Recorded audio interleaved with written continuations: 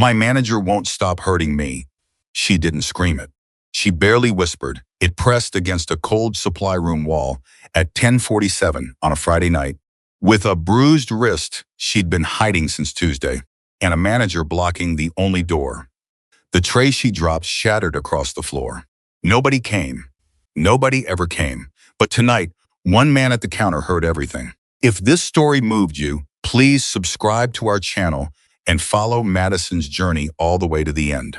Drop your city in the comments. I want to see just how far this story travels. The storm had been threatening all evening, that particular kind of Arizona storm that doesn't announce itself so much as it simply arrives pressure dropping, the air going suddenly electric, distant thunder rolling in from somewhere past the red messes like a warning. Nobody bothered to translate. By 10 o'clock, the Copper Ridge Roadhouse had emptied out the way it always did on bad weather nights. The regulars who drove 40 miles each way knew better than to be on Route 89 when the sky turned that particular shade of purple-green. Truckers who didn't know the road took one look at the weather radar on their phones and pulled off at the moat 6 exits back, which meant Madison Hale was running a nearly empty diner with 3 tables still occupied, a half pot of coffee going cold on the burner, and Grant Voss watching her from the far end of the counter with the kind of attention that made her stomach tighten every single time. She'd been at the Copper Ridge for 11 months, long enough to know every crack in the laminate countertop, every sticky spot on the floor near the coffee station, every customer who wanted their eggs over easy and their toast dark and their coffee refilled before they had to ask. Long enough to know the rhythms of the place, the morning rush, the lunch surge, the long quiet of mid-afternoon, the unpredictable burst of dinner traffic before the highway emptied out after 8. Long enough to know exactly what it meant when Grant Voss watched her that way. She kept her eyes down and moved to the last occupied table, a retired couple working their way through a shared slice of coconut cream pie, sharing it with the careful economy of people who had been together long enough to split every pleasure without being asked. She refilled their coffee, smiled, asked if they needed anything else. The woman patted her hand and said the pie was wonderful. Madison thanked her and turned away before either of them could see that her hands were shaking. She'd gotten good at hiding things. The bruise on her wrist she'd been covering with her watch since Tuesday, when Grant had grabbed her arm in front of the entire kitchen staff after she'd questioned a paycheck deduction, a $40 fee for register discrepancy that had appeared without explanation on her stub. She'd asked about it quietly, professionally, the way Dana at the labor office had told her she was supposed to document everything, raise concerns in writing, stay calm and factual. She'd handed Grant a written note asking for clarification on the deduction during the afternoon shift change. He'd grabbed her wrist before she'd finished her sentence. Not hard enough to leave a mark immediately, but with enough force that she'd felt the bones compress, felt the tendons pull, understood in her body before she understood in her mind what was actually happening. He'd smiled while he did it. That was the part she kept returning to in the dark of her apartment at 2 in the morning, staring at the water stain on her ceiling. He had smiled. "You don't question me in my diner," he'd said. Quietly, pleasantly, the way someone might correct a child about table manners. "You thank me for the opportunity. You understand me?" Madison, she'd said yes. She'd said she understood. Because rent was due Friday. Because her car insurance had lapsed 3 weeks ago, and she couldn't afford to have it suspended.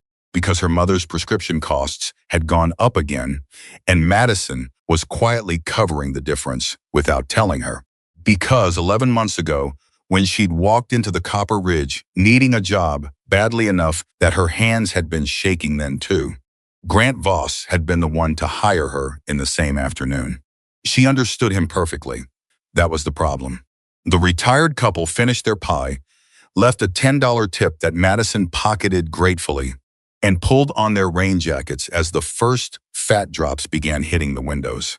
She watched them go, with something that felt like longing, watched the door close behind them, watched their headlights pull out of the lot and head east toward whatever warm, safe place they were driving home to. Madison. Grant's voice from behind the counter. Office now. She heard Louis, the line cook, go very quiet in the kitchen. She heard the particular silence that meant he'd stopped moving, stopped clattering pans, and was listening. Louis had been with the Copper Ridge for 3 years. He'd seen 4 waitresses come and go before Madison. He never said anything, directly never put himself in the line of fire, but he always went quiet when Grant called someone into the office. And once, just once, he'd pressed a printed card for a labor rights hotline into Madison's hand between plates during a dinner rush and never mentioned it again. She took a breath. She squared her shoulders the way she'd been practicing, making herself look more certain than she felt, because Grant fed on uncertainty the way some animals fed on fear scent. She walked to the office. Grant was standing near the shelving unit beside the supply room door, arms crossed, holding a printed timesheet with his name on the bottom.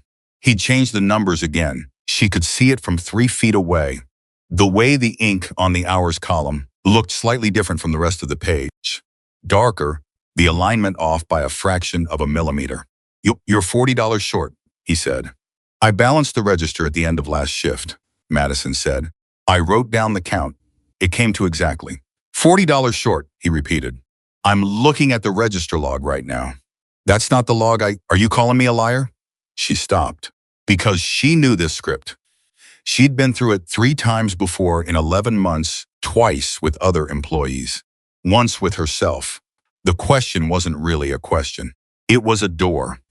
If she walked through it, the conversation became an argument about her insubordination, her attitude problem, her inability to respect management authority, and somehow the missing $40 ceased to be the subject and became Exhibit A in the case Grant was quietly building against her. No, she said, I'm not good. He moved then. And she tracked the movement automatically, the way she'd learned to track it, the way you learn to track any unpredictable thing in your environment when your environment had taught you to. He wasn't between her and the door yet, but he was moving. Then you're going to sign this. He held out a sheet of paper. She looked at it without taking it. It was a typed statement, 3 paragraphs, with her name already filled in at the top. It said that she acknowledged the register discrepancy, that the $40 would be deducted from her next paycheck, that she'd been counseled on proper cash handling and accepted responsibility for the shortage. Every sentence of it was a lie. Grant, I'm not going to sign that. I didn't take anything. Then you're terminated for theft. The word landed with physical weight. She felt it in her chest. She felt the rent payment she'd already planned, the insurance premium, her mother's prescription.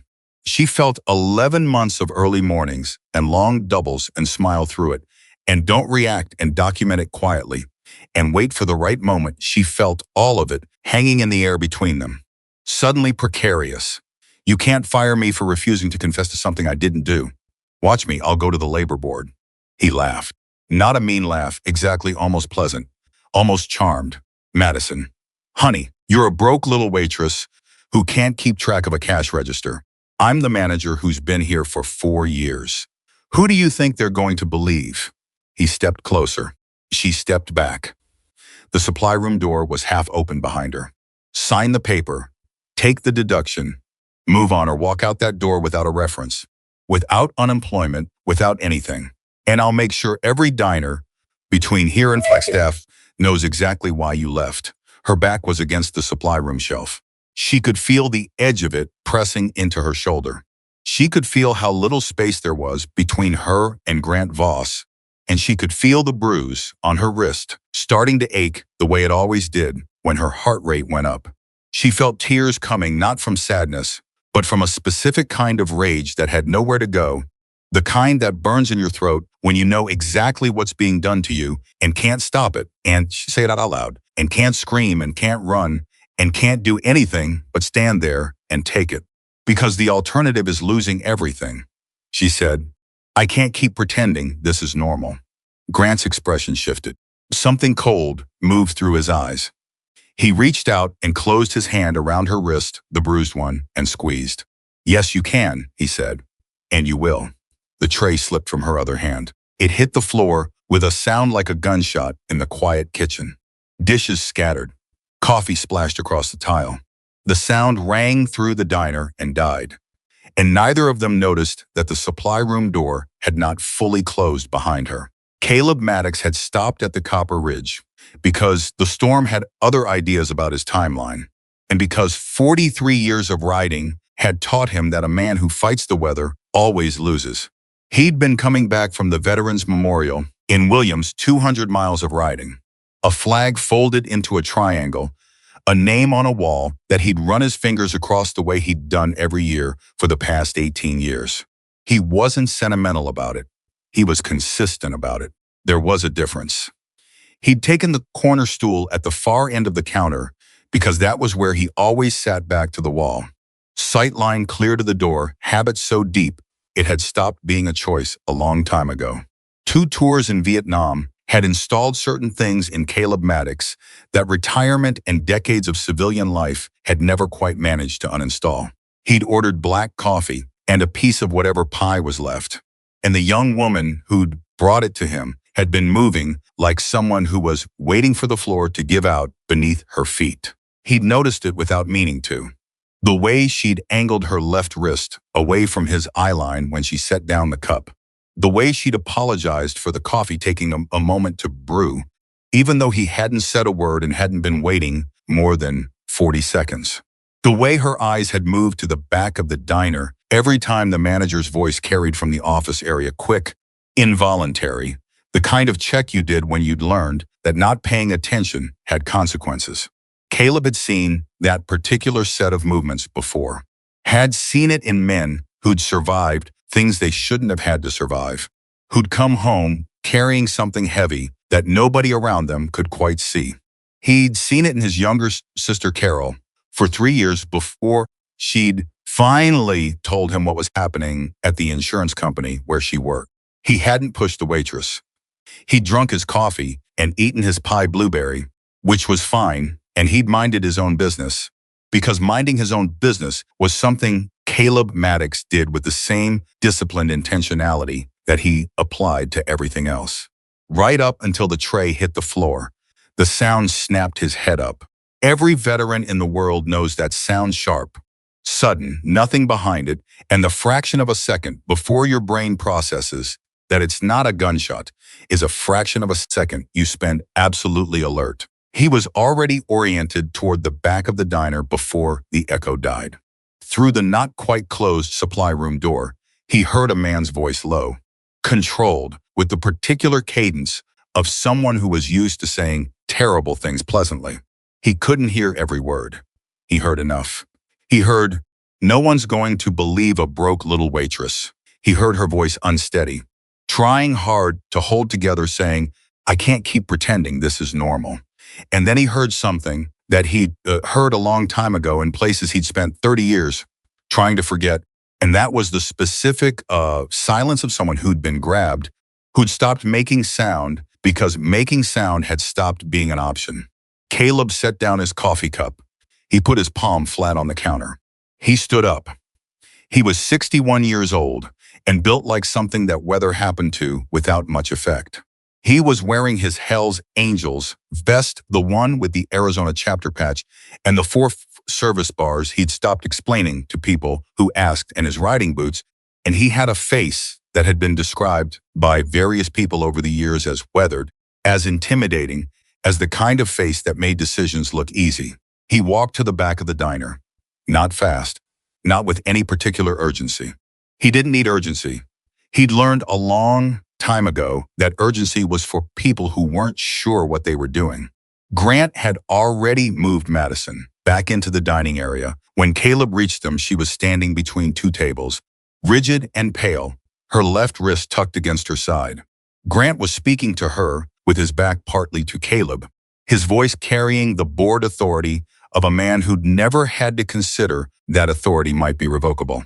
"You're going to apologize," Grant was saying, loudly enough that the one remaining customer at a window table, a truck driver who'd been ignoring his phone for the last 10 minutes, looked up. "In front of everyone, right now, you're going to tell them you made a mistake and that I'm being more than fair." Madison looked at the truck driver. She looked at Luis, who had appeared in the kitchen pass-through. Very still, holding a spatula he wasn't using. She looked at the floor. Caleb stopped about 4 feet behind Grant. He didn't touch him. He didn't raise his voice. He simply said, in the quiet, level tone of someone making an entirely reasonable request, "Would you like to repeat what you just said to her with witnesses listening this time?" The diner went absolutely still. Grant turned around slowly. He looked at Caleb. He looked at the vest. He looked at the patches. Madison watched his face run through a series of calculations that were visible from across the room: the quick assessment of threat, the quicker assessment of audience, the decision about which story was most survivable. "This is a private employee matter," Grant said. His voice had changed. Not by much, he was too practiced for that, but the pleasantness had thinned. "Gone careful, and you need to leave now." "I'll leave," Caleb said agreeably. "Happy to. I just want to make sure I heard you correctly. Did you just tell this woman that no one would believe her over you? Because that's what I thought I heard." He paused. He tilted his head very slightly. "I want to make sure, before I leave, that I understood the situation." Grant's jaw moved. "She's under investigation for theft. This is a management. Is that what this is?" It wasn't a question. Madison stepped forward. Her voice came out unsteady but present. "It's fine. It's fine. I can handle this." Caleb looked at her, not at Grant, at Madison. He held her gaze for one long moment, and what she saw in his face wasn't pity, which she would have resented, and wasn't the performed outrage of someone who wanted to be a hero. What she saw was recognition, like she was a person he could see clearly, and what he was seeing made him angry in a very controlled, very specific way. He nodded once. He pulled on his jacket. He picked up the receipt from his counter stool. As he walked past, he'd already paid the bill in cash, placed it under the coffee cup 20 minutes ago. He walked to the door, pushed it open, paused with his hand on the frame. He didn't look at Grant. He spoke to Madison. "Nobody's stopping you from writing things down," he said. "Every single thing. Dates, times, what was said, who was there. Everything he does." Then he went out into the rain. Grant waited until the sound of the motorcycle faded before he said anything. Then he turned back to Madison with an expression. She recognized the one that came after witnesses left, the one she'd learned to dread more than his public performances. "If you called that man," he said softly, "if you had anything to do with him being here." "I didn't," she met his eyes. Her heart was hammering hard enough that she could feel it in her injured wrist. "I've never seen him before tonight." Grant studied her for a long time. Then he said, "Get back to work. You'll sign that paper by Saturday, or don't bother coming in." She went back to work. Luis caught her eye through the pass-through. Just for a second.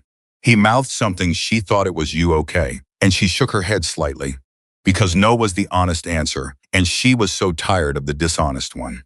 At 11:45, she flipped the sign and locked the front door and ran the closing counts alone, because the other waitress had called in sick. She did the register count twice. She photographed the total on her phone before logging it. She photographed the register tape.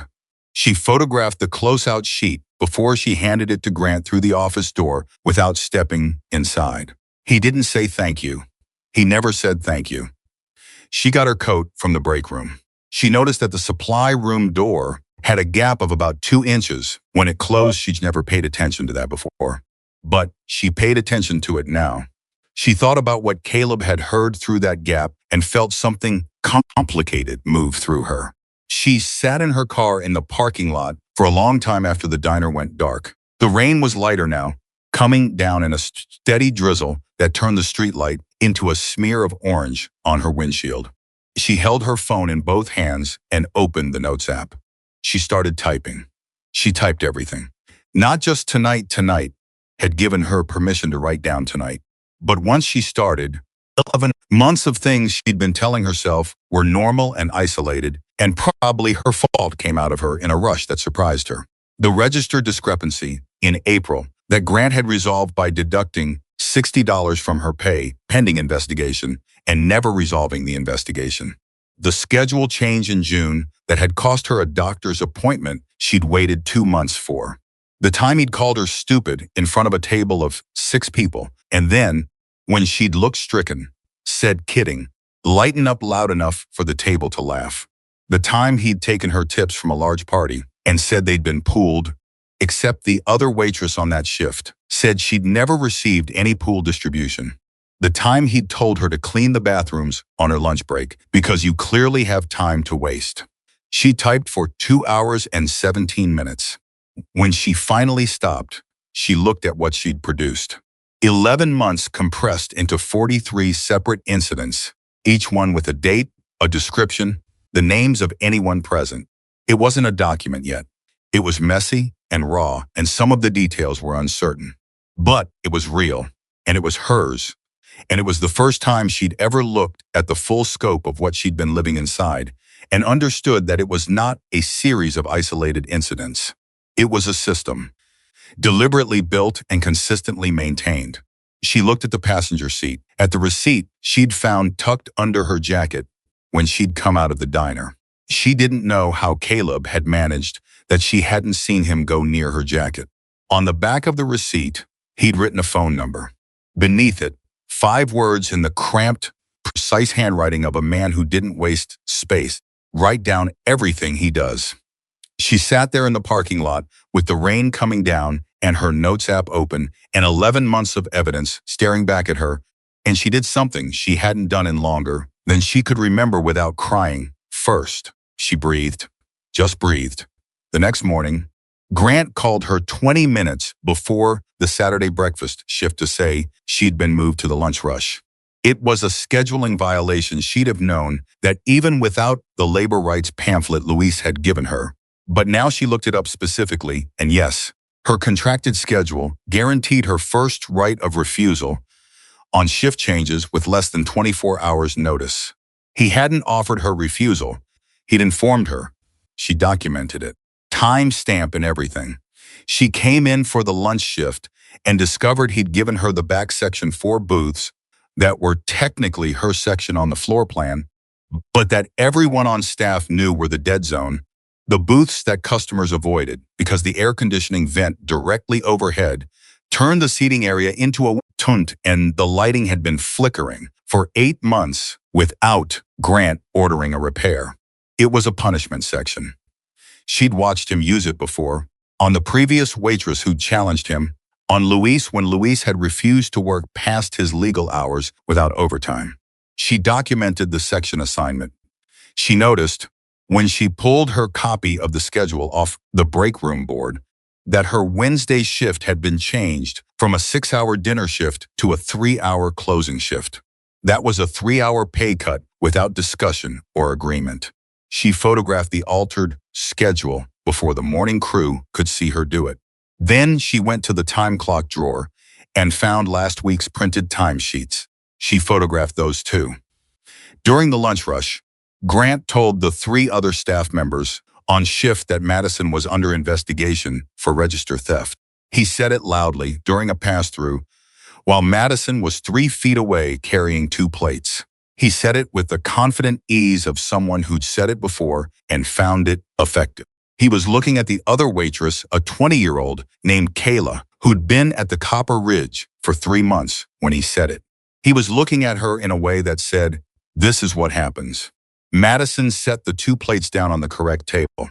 She thanked the customers. She walked back to the service station and wrote down the time, the exact words, and the names of the 3 staff members present. When her legally required break came 15 minutes at the 2-hour mark, required by Arizona state law, Grant told her there was no coverage and she'd have to take it later. She asked him to put that in writing. He stared at her. "What?" "If you're asking me to skip my legal break," she said, keeping her voice factual and even, "I'd like that in writing. Please, for my records." He didn't put it in writing. He also didn't give her the break. She documented both things. By the end of the lunch shift, Madison Hale had been working for 3 hours, had not taken a legally required break, had been publicly accused of theft in front of her coworkers, had been assigned a punishment section that reduced her earning potential, and had watched her scheduled weekly hours cut by a third without notice. By the end of the lunch shift, She had documented all of it. She was still terrified. She was still broke. Her wrist still ached. None of that had changed. But something in the calculus had shifted, and she couldn't entirely explain it, except to say that writing things down made the invisible visible, and the visible, for the first time, felt like something she might be able to do something about. At 2:15, when the lunch rush had thinned and Grant had retreated to the office, she heard the bell above the front door. She looked up.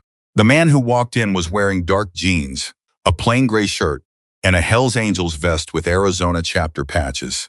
He was carrying a motorcycle helmet under his arm. He had the kind of face that absorbed storms without changing expression. He sat down at the corner stool. He picked up the laminated menu, looked at it for about 4 seconds, set it down, and said to her, without making a production of it, "What's good for breakfast this time of day?" Madison looked at him for a moment. She was calculating something, the risk of acknowledging last night, the risk of not acknowledging it, the risk of being seen talking to a Hells Angels member if Grant came out of the office, the risk of failing to speak to someone who might be the only person in her current life who had, unprompted and without any angle she could identify, chosen to stand between her and Grant Voss. She said, "The eggs are fresh. Luis is still on the line, so the breakfast burrito is actually good." "I'll have that," he said. "And coffee. Black." She wrote it down. She took it to the window. Luis looked at the slip, looked up at her, looked through the window at Caleb Maddox on the corner stool, and looked back at her. He didn't say anything. He started cracking eggs. When she brought the coffee, she set it down without theatrics. She straightened the napkin holder. She said quietly, not looking at him, "He told the staff, I'm being investigated for theft this morning." Caleb picked up the coffee cup. "He drank," he said, just as quietly. "What did you say?" "Nothing. I documented it." He set the cup down. "Good, he's going to make this worse," she said, still not looking at him, still moving her hands as though she were straightening things. "When he figures out I'm not going to fold, he's going to make it much worse." "Probably," Caleb agreed. He didn't say it to frighten her. He said it the way someone said yes to a weather forecast-like information, not a threat. "What are you going to do about it?" She finally looked at him. "I don't know yet," she said honestly. He nodded. He looked like a man who'd heard that answer before and found it acceptable. "That's a starting point," he said.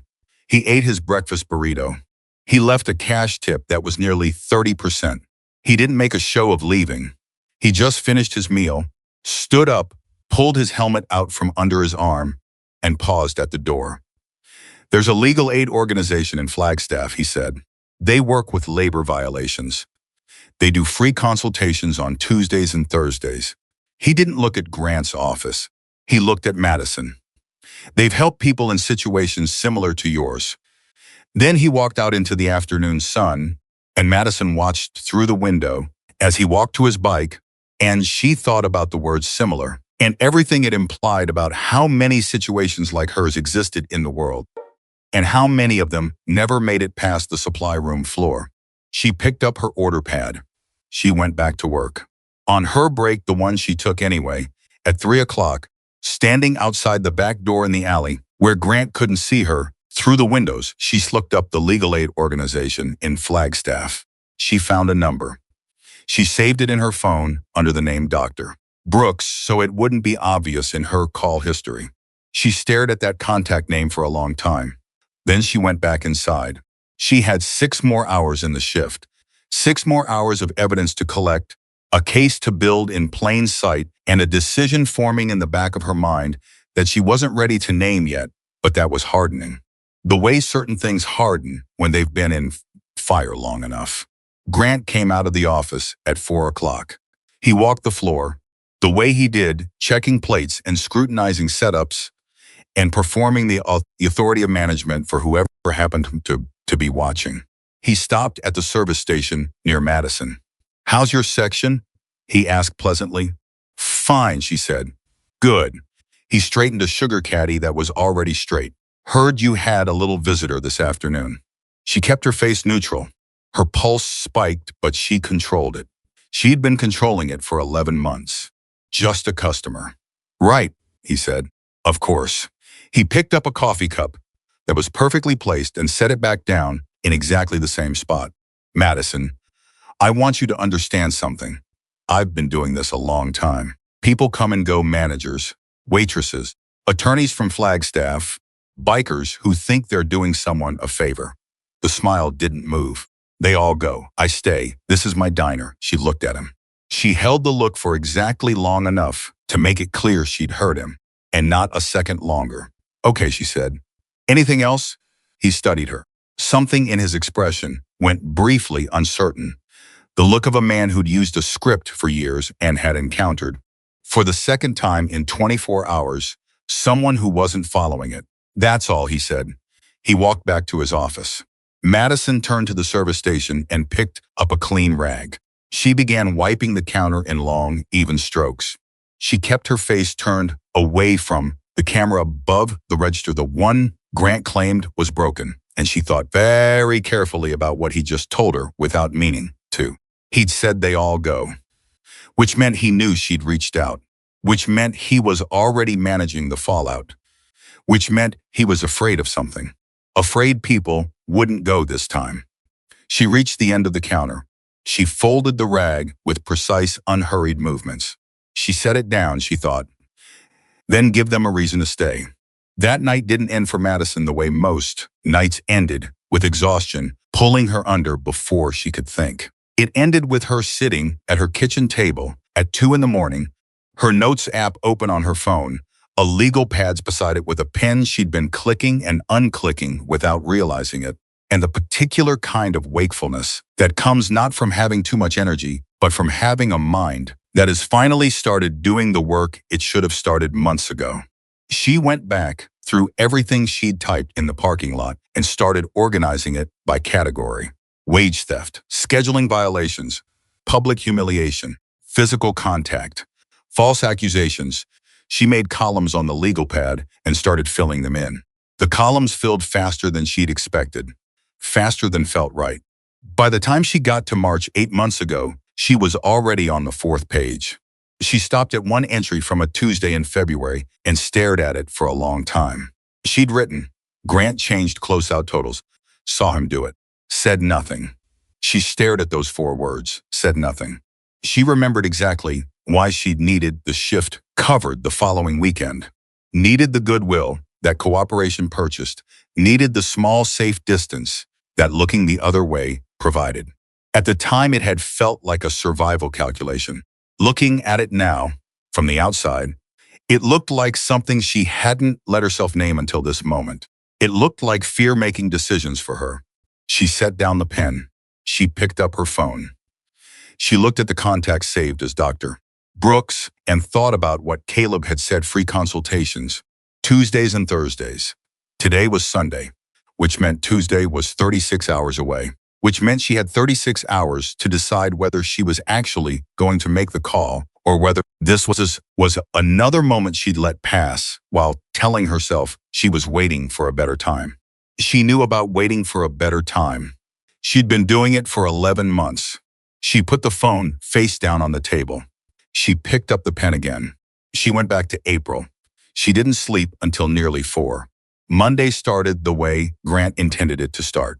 She came in for the 7 o'clock opening shift and found that her locker had been moved, her name tag relocated from its usual spot to a locker in the back corner near the mop sink, a spot that had been empty for 8 months because of the way the pipes sweated moisture down the wall. Her uniform, which she stored at the diner because the break room was supposed to be climate controlled, had a faint damp smell, nothing dramatic, nothing she could point to and call direct sabotage, just enough to communicate a clear message. She documented it. She documented the location of the locker, the condition of the uniform, the time she discovered it, and the names of the 2 other staff members present who saw her discover it. She was getting good at the documentation, fast and quiet, her phone at a natural angle. Nothing that looked like evidence gathering to anyone who wasn't specifically watching for it. Grant was in the office when she arrived. He didn't come out. She didn't go to him. She put on her uniform, clipped her name tag, went to the floor, and started the opening setup the way she had every Monday for 11 months. Salt shakers filled, ketchup bottles checked, coffee urns started, menus wiped down with the right solution in the right order. Luis was in the kitchen by 6:45, running his prep like he always did, quiet, efficient, organized in a way that was its own kind of language. He'd been cooking professionally since he was 19. He was 43 now, and there wasn't a station in the Copper Ridge kitchen he couldn't run in his sleep. He was also the only person on staff who'd been there longer than Grant's current regime, which meant he remembered what the diner had been like before and what it had become since, and carried both of those things in a silence that Madison had learned to read. He looked up when she came to the window with the first breakfast order. He looked at her face. He said, "How's the wrist?" She paused. She hadn't told him about the wrist. She'd been covering it carefully. "Fine," she said. "Madison." He said her name the way people said names when they were finished with a conversation going in the wrong direction. "How's the wrist?" She set down the order slip. She pulled up her sleeve. The bruise had gone from the original deep purple to a greenish yellow at the edges, which was progress of the kind that still looked alarming. Luis looked at it for about 4 seconds. His jaw moved. He went back to his prep without a word. She understood that the word he didn't say was the only response a man like Luis had available to him in the current situation, and that it was costing him something to keep it to himself. She pulled her sleeve down. She went back to the floor. At 9:15, a table of 4 ordered everything wrong. 2 of the orders had modifications that hadn't made it onto the slip, and 1 customer sent back a plate for being too cold, which was the air conditioning vent directly above table 7 in Madison's section, which was still set on high because Grant hadn't ordered the repair and wasn't going to. She apologized to the customer without explaining, replaced the plate, comped the coffee. It cost her $3 out of her own pocket, and she didn't write it down as a loss because she knew Grant would count it against her. She was replacing the second wrong order when she heard Grant behind her. "Sending food back already." His voice was pitched to carry not to her, but to the table itself. "Madison, we've talked about order accuracy." The customer, a man in a contractor's jacket who'd been perfectly pleasant until this moment, looked up and looked between Grant and Madison with the uncomfortable expression of someone who didn't want to be made part of something he didn't understand. "It was the vent," the man said. "The food was fine. The air conditioning's on too high." Grant smiled at the man. "I appreciate that. We've been working on getting that fixed." He looked at Madison. "Write yourself up for the refire cost." She looked at him. The customer was watching. 2 other tables were watching. She could see Luis's profile through the kitchen window. Very still again. "The refire cost was caused by a facilities issue," she said. She kept her voice level. "Factual." Dana at the labor organization, she was already calling the contact doctor. Brooks, even in her head, had said that factual was the armor. Not emotional, not confrontational, just facts. "The air conditioning unit above table 7 has been reported 3 times in the past 60 days. If you'd like me to write something up, I can include the maintenance request dates." The restaurant went the kind of quiet it went when people were pretending they weren't listening. Grant's smile didn't move, but something behind it did. "My office," he said. "After your shift." "Of course," she said. She turned back to the table. The contractor in the jacket looked at her with something that wasn't quite pity and wasn't quite admiration, but lived somewhere in between. He left her $7 on a $22 check, which was 30%, and on the credit card slip he wrote, in the space above the total, "Good for you." She folded that slip and put it in her apron pocket. She kept it there for the rest of the shift, like a small, hard thing she could press her fingers against when she needed to remember why she was still here. The call to the legal aid office happened at 12:17 on Tuesday. Standing in the alley behind the diner on her break, with her back against the building and the phone pressed hard against her ear like she could push it into her skull and make the words stick there permanently. The woman who answered introduced herself as Dana Brooks. Her voice was direct, without being cold, the voice of someone who had heard many of these calls and understood that the people making them were usually doing it while their hands were shaking. "Tell me what's been happening," Dana said. "Take your time." Madison had prepared to summarize. What came out instead was 11 months unspooling in real time, the wage deductions, the altered timesheets, the schedule violations, the physical intimidation, the public accusations, the supply room, the wrist. Dana let her talk. Didn't interrupt except to ask clarifying questions. Was the physical contact witnessed? Were the timesheet alterations documented? Had she been told in writing that the register count was short? Yes, yes, and no, Madison said. The no is good, Dana said. How is the no good?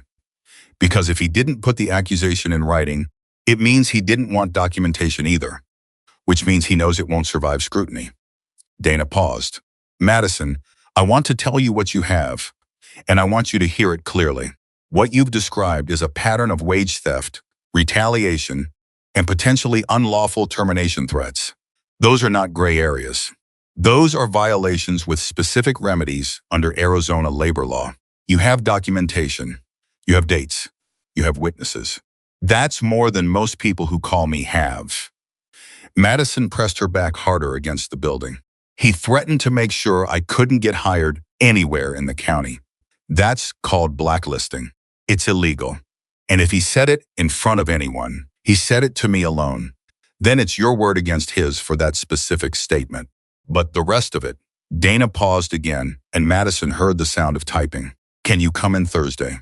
Bring everything. Phone notes, photos, any written communications, and bring your paychecks if you have them. I have 7 months of stubs, Madison said. I kept them. Dana was quiet for a moment. You've been documenting this longer than you knew you were documenting it. Madison thought about that. She thought about 7 months of carefully filed pay stubs in the folder in her dresser drawer, behind the electric bill statements and the lease renewal paperwork, kept there out of a vague instinct she'd never fully articulated, even to herself. She thought about the labor hotline card Louise had pressed into her hand during the dinner rush. She thought about all the ways her own survival instincts had been building a case while she was busy telling herself there was no case to build. Thursday, she said. What time? She did not tell anyone about the appointment. Not Louise Kayla. Not the part-time dishwasher Tomas, who she'd also seen Grant take apart publicly for a minor error and who had the particular hollow look of someone who'd stopped expecting the situation to improve. She couldn't afford the risk of it getting back to Grant, not yet. Not before she had something more solid than documentation and a phone consultation. But Grant knew something had shifted, and he began pressing harder to find the fracture. Wednesday, he posted the new schedule. Madison's hours had been cut from 38 to 22. The shifts he'd taken were given to a new hire, a woman named Brittany, who had no experience and had been hired 3 days prior, which meant Grant had been planning the reduction before he'd posted it. Madison photographed the schedule. She photographed the new hire's time card, which showed a start date of the previous Saturday, the same day she'd refused to sign the false theft confession. She worked her Wednesday shift without speaking to Grant directly.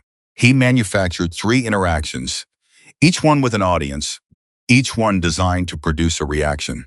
She thanked him for the feedback, said she'd work on it, moved on. He couldn't find the lever he was looking for. She'd hidden all her levers.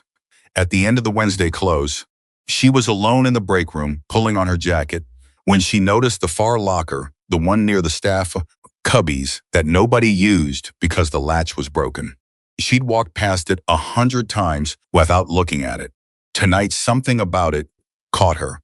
The way it sat slightly open. The way there was something light-colored inside it, half visible through the gap. She opened it. Inside, stuffed in the back, behind an old spare apron, was an envelope. Not sealed, she pulled it out. Inside were papers handwritten, on the diner's own notepad paper, in a handwriting she didn't recognize. She moved closer to the light. At the top of the first page, someone had written, R. Harassment and wage theft, Tessa Reed, December through June.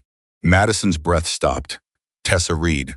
She'd heard that name once, in passing, from Kayla the waitress who'd left Suddenly, 8 months ago, the one whose name still occasionally came up when someone mentioned a table or a regular customer Tessa used to serve. Nobody on staff talked about why she'd left. When Madison had asked, early on, she'd gotten the particular non-answer that meant the answer existed, but wasn't safe to give. She stood in the break room and read Tessa's notes. All of them. 4 pages, both sides, in handwriting that got smaller and faster as it went. The way handwriting did when the person writing it was moving faster than their pen. Altered hours the same as Madison's. Missing tip distributions the same. Being told her register counts were wrong when she knew they weren't. Being assigned to the dead section as punishment. Being grabbed by the wrist when she pushed back on a paycheck deduction. The same wrist. Madison stood there with the pages in her hands and felt something she didn't have a clean name for. Not quite rage. Not quite grief. Something between them. Something that had the weight of both. She thought about Tessa Reed, who had apparently written 4 pages of documentation and hidden them in a locker and then left anyway. She thought about what it had cost Tessa to leave. She thought about what it would cost her to stay.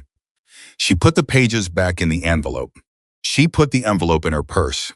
She pulled out her phone and photographed the inside of the locker, the broken latch, the cubby position documentation of where she'd found it and when. Then she went home and sat at her kitchen table and read Tessa's notes 3 more times.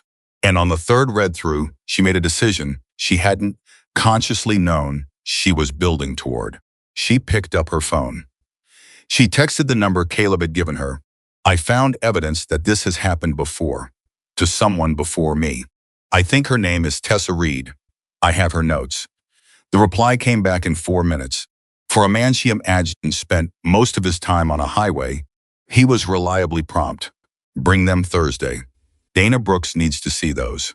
She stared at that text for a long time. She hadn't told him about Dana, which meant he had either guessed, or he'd already spoken to her, or the world was smaller than the Copper Ridge Roadhouse made it feel. She typed, you know Dana. The reply, Veterans Network. She's helped families of guys in my chapter. She's good. Go Thursday. Madison set down the phone. She looked at the legal pad on her table, now 9 pages of organized documentation covering 11 months of Grant Voss and 1 confirmed additional victim and a pattern so clear it practically drew its own lines. She thought about what Grant had said on Monday, they all go. I stay. She thought about Tessa Reed, who had gone. She thought about herself, who hadn't, not yet, not quite, and about the distance between those two things, and about what it would cost to turn that distance into something Grant Voss could not simply outlast. Thursday morning, Grant called her into the office before her shift started. He was sitting behind the desk with the posture of someone who'd made a decision and was enjoying the moment before he announced it. He had a folder in front of him. He folded his hands on top of it. I've been reviewing the register discrepancy situation, he said, and after careful consideration, I'm placing you on unpaid administrative suspension pending the completion of the investigation. She felt the floor shift under her, not metaphorically, physically, her body registering the loss of income the way it registered cold. Unpaid suspension. No paycheck while he ran out the clock. She knew what this was. He decided confrontation wasn't working. So he was going to try to starve her out. For how long, she asked. As long as it takes, he said pleasantly. That's not legally. You're welcome to dispute it, he said. Through HR, he paused. Oh, that's right. We're owner managed. So HR is me. The smile arrived. You can, of course, seek outside legal recourse. That's your right. He was testing her. He was seeing if she'd blink, seeing if the threat of being cut off from income would force her to sign the confession, take the deduction, and disappear the way Tessa Reed had disappeared. She breathed. She kept her face level. She said, I'd like that in writing. His smile thinned. What? The suspension. I'd like it documented in writing, with the stated reason, the anticipated duration, and your signature. Standard employment practice. He stared at her. This was the 3rd time in 4 days she'd asked him to put something in writing. And each time it produced the same reaction, a micro pause, a recalibration, The brief visible evidence of a man who'd spent years operating in undocumented spaces, encountering a wall he hadn't anticipated. "I'll have something prepared," he said finally. "I'll wait," she said. She sat down across from him. He hadn't invited her to sit. She sat anyway. He took 12 minutes to type the suspension letter. She sat in the chair across from his desk the entire time. He made her wait deliberately, performatively, the way he did everything, but she sat without fidgeting, without checking her phone, without showing him the thing he was looking for, which was the particular quality of discomfort that told him she could be moved. She was thinking about Tessa Reed. She was thinking about Dana Brooks. She was thinking about a veterans network that reached from a roadside diner to a labor attorney's office in Flagstaff. She was thinking about a man on a corner stool who'd stood up without being asked and written 5 words on the back of a receipt. She was thinking about how long she'd spent believing there was no such thing as a lever that could move something this heavy. He printed the letter. He slid it across the desk. She read it carefully, all of it, every sentence, the way Dana had told her to read every document she was given. She took out her phone and photographed it before she touched the signature line. Grant watched her photograph it. His expression did not change, but his hands, flat on the desk, went very still. "Is there anything else?" she asked. "No," he said. She stood. She picked up the letter. She folded it carefully and put it in her bag, next to Tessa Reed's envelope. She walked out of the office. She walked through the break room without stopping. She walked to the back door and pushed it open into the bright, cold morning air, and she stood in the alley and pulled out her phone and called Dana Brooks directly. Not through the appointment system, just called her. Dana picked up on the second ring. "He just suspended me," Madison said. "Unpaid, I have it in writing." There was a brief pause. When Dana spoke again, her voice had a quality to it that Madison hadn't heard in their first conversation, something specific, something focused, the sound of an attorney whose strategy had just been handed confirmation. "Good," Dana said. That was a mistake on his part. "How is losing my income good?" "Because he documented his own retaliation," Dana said. "He suspended you within 72 hours of you consulting an attorney, within 48 hours of you refusing to sign a false confession, and he put it in writing. That's not discipline. That's a case." She paused again. "Madison, I need you to do something right now. Before you come in Thursday. Okay, I need you to go back inside that diner and look at that security camera above the kitchen entrance. The one he says is broken. I need you to tell me exactly what you see." Madison turned and looked at the back door.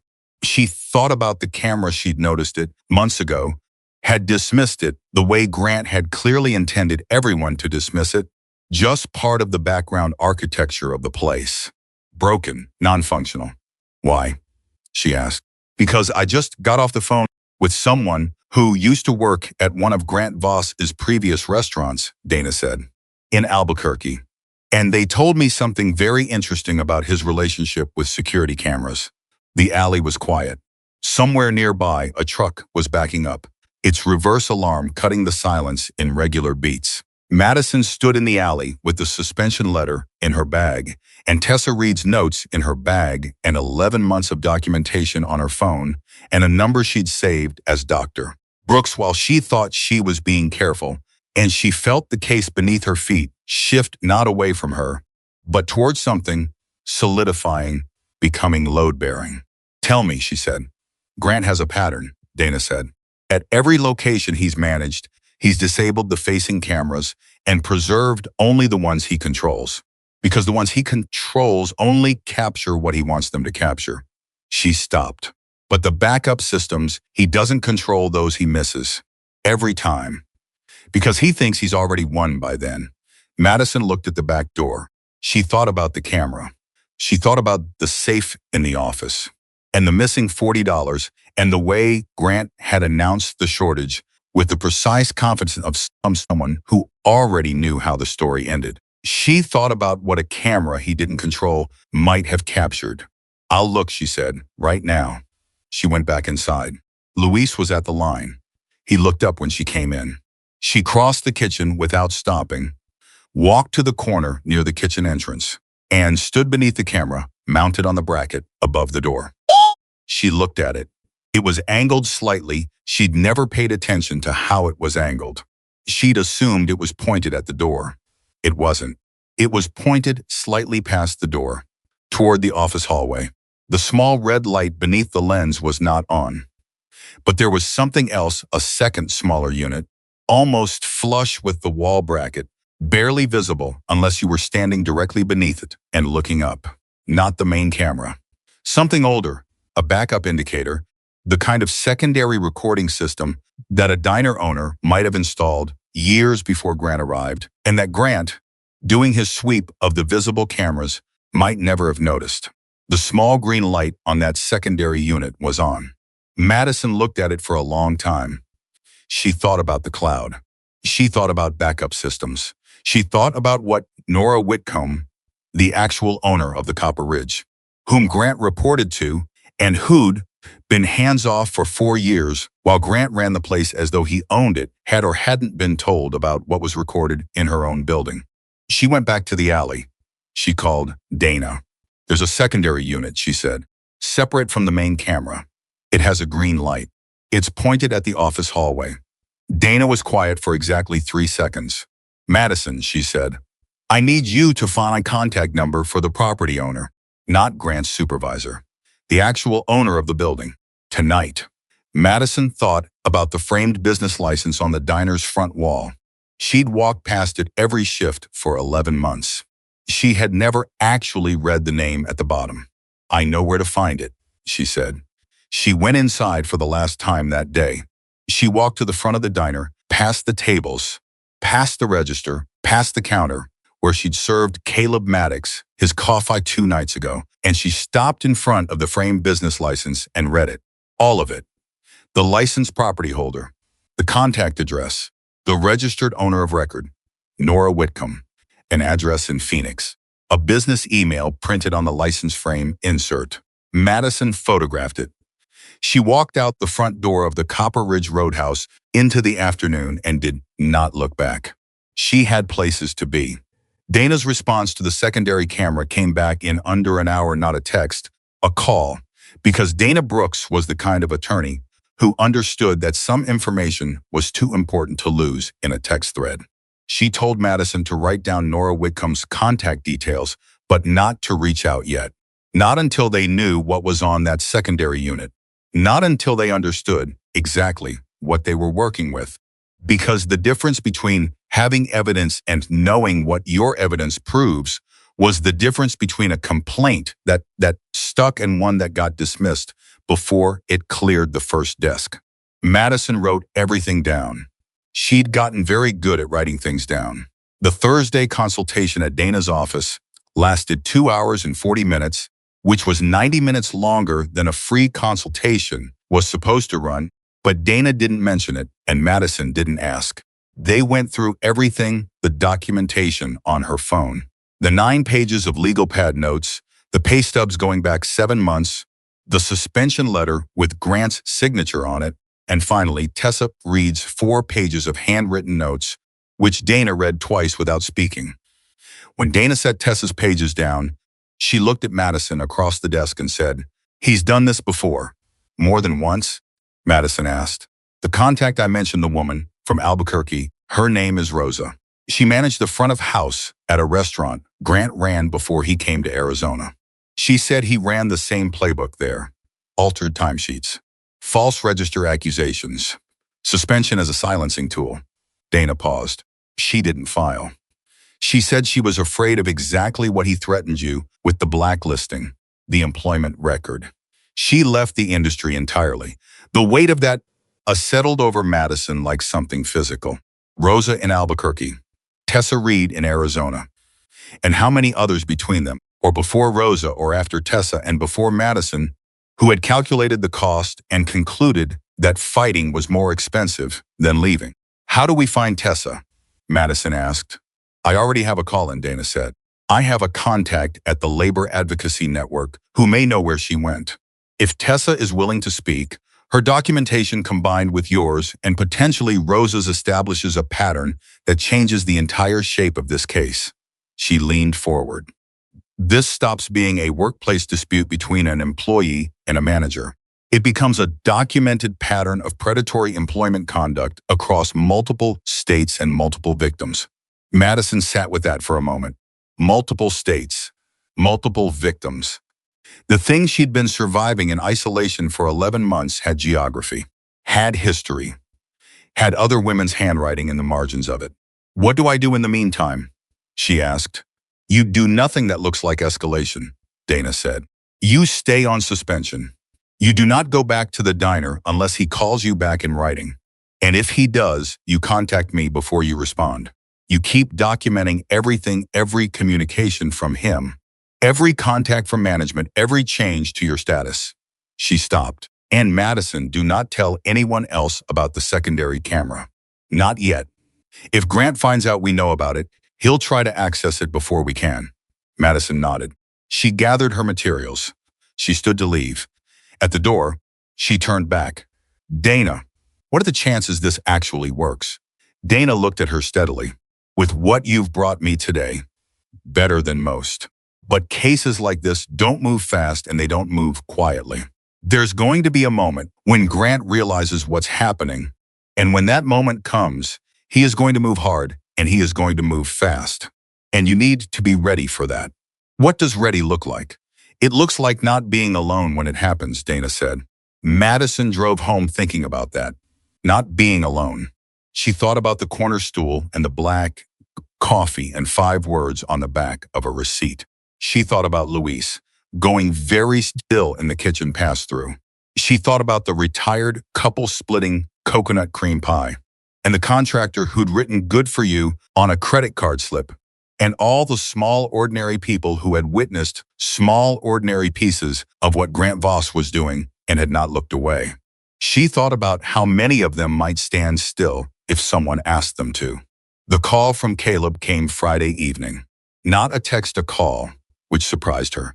She'd begun to think of him as a text person, precise and economical with words. "Dana found Tessa Reed," he said, without preamble. Madison gripped the phone. "Is she willing to talk?" "She's willing to do more than talk. She kept copies of everything, originals, not just the notes you found. She faxed them to Dana this morning." He paused. "She's been waiting 8 months for someone to pick up what she left behind." Madison thought about the locker with the broken latch. Tessa had hidden those notes and hoped someone would find them. Had left her evidence in the only place she could think to leave it, when leaving felt like the only safe option. And Madison had walked past that locker every day for 11 months. "Caleb," she said, "how did you know where to look? How did you know about Dana, about the Veterans Network, about any of this?" He was quiet for a moment. "My sister Carol," he said finally. "When she finally told me what was happening at her job 3 years in, she'd already talked herself out of reporting it 4 times. She'd made the same calculations you made. Cost of speaking, cost of silence. She decided silence was cheaper every time." Another pause. "She was wrong. But by the time she understood that, she'd already lost 3 years and came out the other side, carrying things she shouldn't have had to carry alone. What happened to her? She's fine now. Better than fine. But it took a long time, and a lot of people who should have said something sooner." His voice carried the particular flatness of a man describing a wound that had healed but left a mark. "I'm not going to make the same mistake twice." Madison let that sit. She understood that she was not the first person this man had tried to protect, and that the reason he was good at it was the same reason it cost him something to do. You didn't get that kind of steady, unhurried reliability from nowhere. You got it from having failed to be reliable once and deciding it would never happen again. "Thank you," she said. It felt insufficient. She said it anyway. "Don't thank me yet," he said. "Dana thinks Grant is going to make a move within the next week. Suspension without documentation is legally exposed, he knows that. Even if he doesn't know you know it, he's going to try to force a resolution before you can establish the full case." "What kind of move?" "The kind that looks like he's cleaning house," Caleb said. "Termination. Formal theft charge. Something that creates a record before yours does." He let that settle. "Be ready." She asked him what ready looked like. The same question she'd asked Dana. He gave her a different answer. Ready looks like not being the only one watching, he said. She didn't have to wait a full week. Saturday night, 3 days after the suspension, Madison's phone lit up at 11:48 with a call from Luis. She'd been awake most nights that week, sitting at her kitchen table with the legal pad and her phone and the specific company of her own thoughts, which had become very loud and very organized. She picked up before the second ring. Madison. Luis's voice was low, controlled, but underneath it, there was something tight she'd never heard from him before. Luis was a man who maintained a professional composure that other people's kitchens could only aspire to. Whatever he was feeling right now was significant enough to breach that composure. The office light is on. She sat up straight. What? Grant's car is in the lot. The diner's been closed for 2 hours. I was coming back to get my wallet. I left it in my locker. His voice dropped further. Madison, he's in the office. I can see the light through the door gap. And he's at the computer. He's not just working late. He's moving fast. The way you move when you're trying to get something done before someone notices. Her mind was already running ahead. The security system. The camera files. Dana had specifically said if Grant found out they knew about the secondary unit, he'd move on it immediately. She'd been so careful. She'd told no one. But Grant was smart in the particular way that predators were smart, not intellectual, but instinctive, attuned to shifts in the environment around him. He'd been monitoring her the same way she'd been monitoring him, and something in the past 3 days had told him the ground was changing. Luis, she said, don't go inside. Don't let him see you. Go back to your car right now. What's he doing? I think he's deleting files. She was already reaching for her keys. Go to your car. Call me if he comes out. Do not let him see you. She called Dana. Dana picked up on the third ring, which for 11:48 on a Saturday was its own kind of testimony to what kind of attorney Dana Brooks was. He's at the diner, Madison said. In the office. Luis thinks he's at the computer. Dana's response was immediate and had no sleep in it at all. Call the alarm company. Right now before anything else. The number will be on the diner's business license or on the alarm panel. Inside the front door, you need to call them and tell them the owner has authorized a cloud backup preservation request. If Grant is deleting files, there may already be a cloud backup he doesn't know about. And if we can get it locked before he finishes. I don't have the alarm company number. Nora Whitcomb does, Dana said. Call her. It's midnight. Call her. Madison's hands were shaking slightly, not from fear, from adrenaline, which was a different thing, and one she was learning to use rather than fight. She pulled up the photograph she'd taken of the business license frame and found the registered owner's contact. She had a business email, not a phone number. She typed a message on her phone in the parking lot of her apartment complex, standing beside her car in the cold night air, and sent it to Nora Whitcomb's business email address, explaining in 3 sentences what was happening in her own diner at this moment. Then she called Caleb. He picked up immediately. I'm already moving, he said. Before she could speak, she stopped. How did you? Luis called me after he called you. I was closer. She heard the sound of a motorcycle engine behind his voice, distant but present. I'm not going inside. I'm just going to be there. Caleb, I'm not going inside, he repeated. I'll park across the road. If he comes out and tries to leave with anything, you'll want a witness who saw him exit the building. That's all.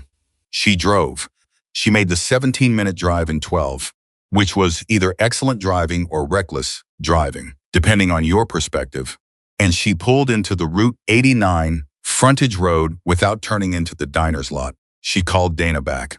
The email went to Nora Whitcomb. Keep trying, Dana said. Try to find a personal number. Check the diner's incorporation papers if you have access to any.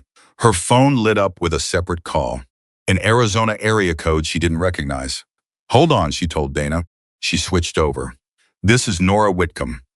The voice was brisk and fully awake, a woman who answered unknown calls at midnight without apology. I got your email. Who are you and what is happening in my diner? Madison talked fast. She'd gotten very good at talking fast and clearly under pressure. She explained who she was, who Grant was, what he was doing right now, and why the cloud backup of the security system mattered. She was aware, distantly, that she was making a lot of claims to a stranger at midnight about the stranger's own business manager, and that a reasonable response would be skepticism. Nora Whitcomb did not sound skeptical. She sounded like a woman whose skepticism had already been used up somewhere earlier. He told me the security system was outdated and needed replacement, Nora said slowly, in the specific tone of someone hearing a lie retroactively. He gave me a quote for a new system. I approved the budget 8 months ago. He never replaced it, Madison said. The secondary backup unit is still active. The one he didn't install himself. Silence. 2 seconds, 3. Then I'm calling the alarm company right now. From my own line. What's your number? Madison gave it to her. She switched back to Dana, relayed the conversation in 30 seconds. Dana made a sound that was probably the closest she came to relief mid-case. Good.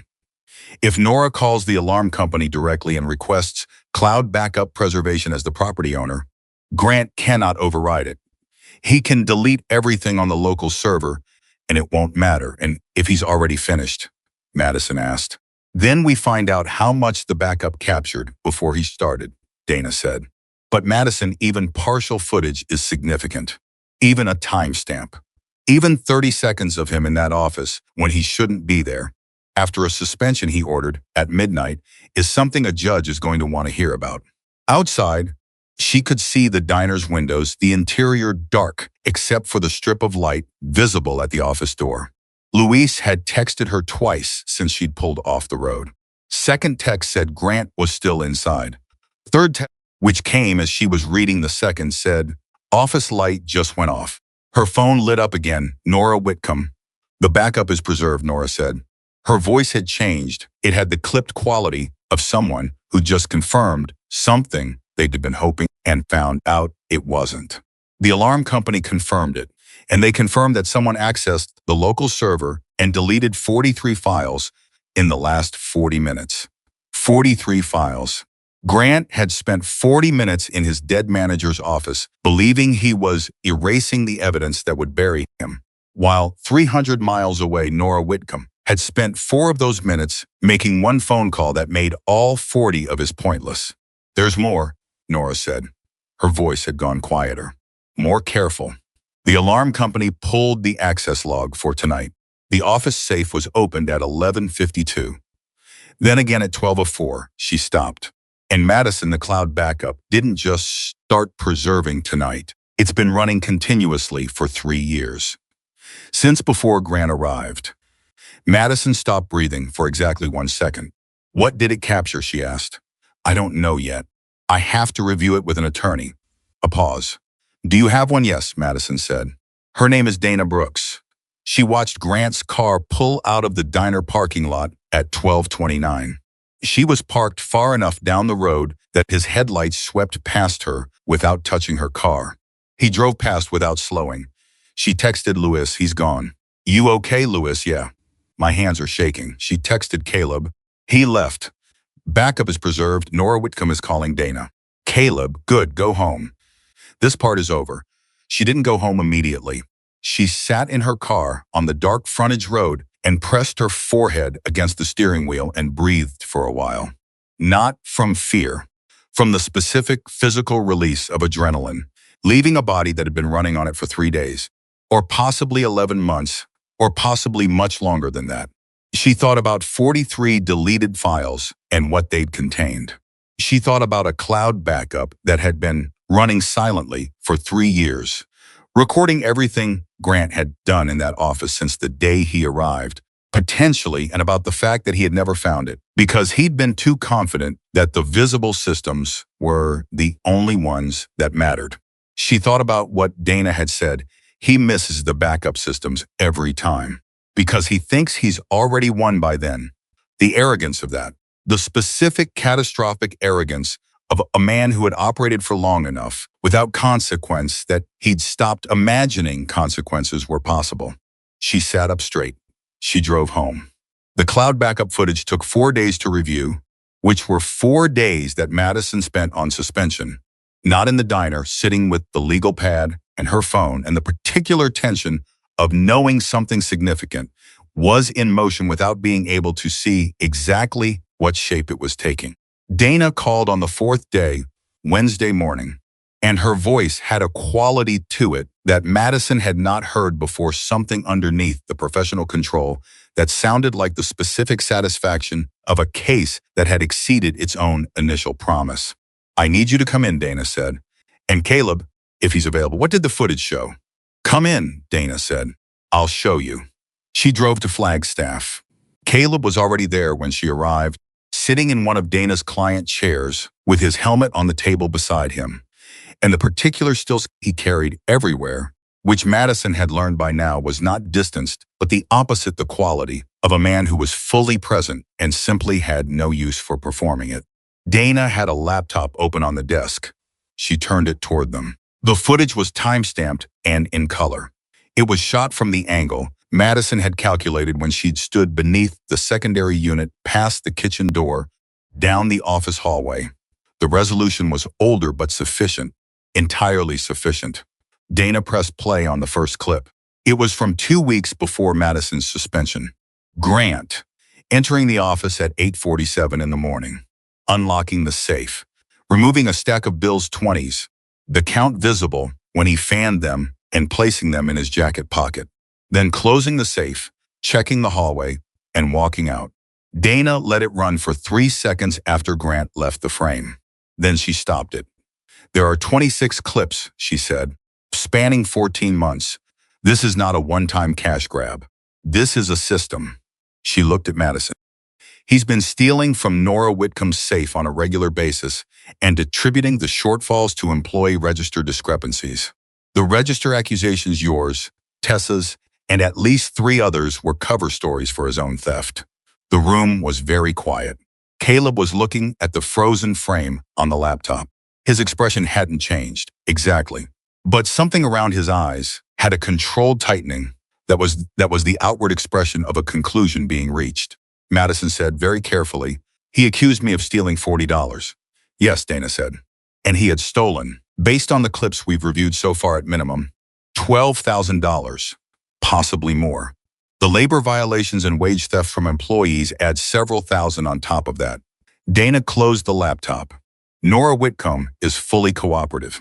She's been in communication with me since Saturday night, and she is, to put it mildly, not pleased."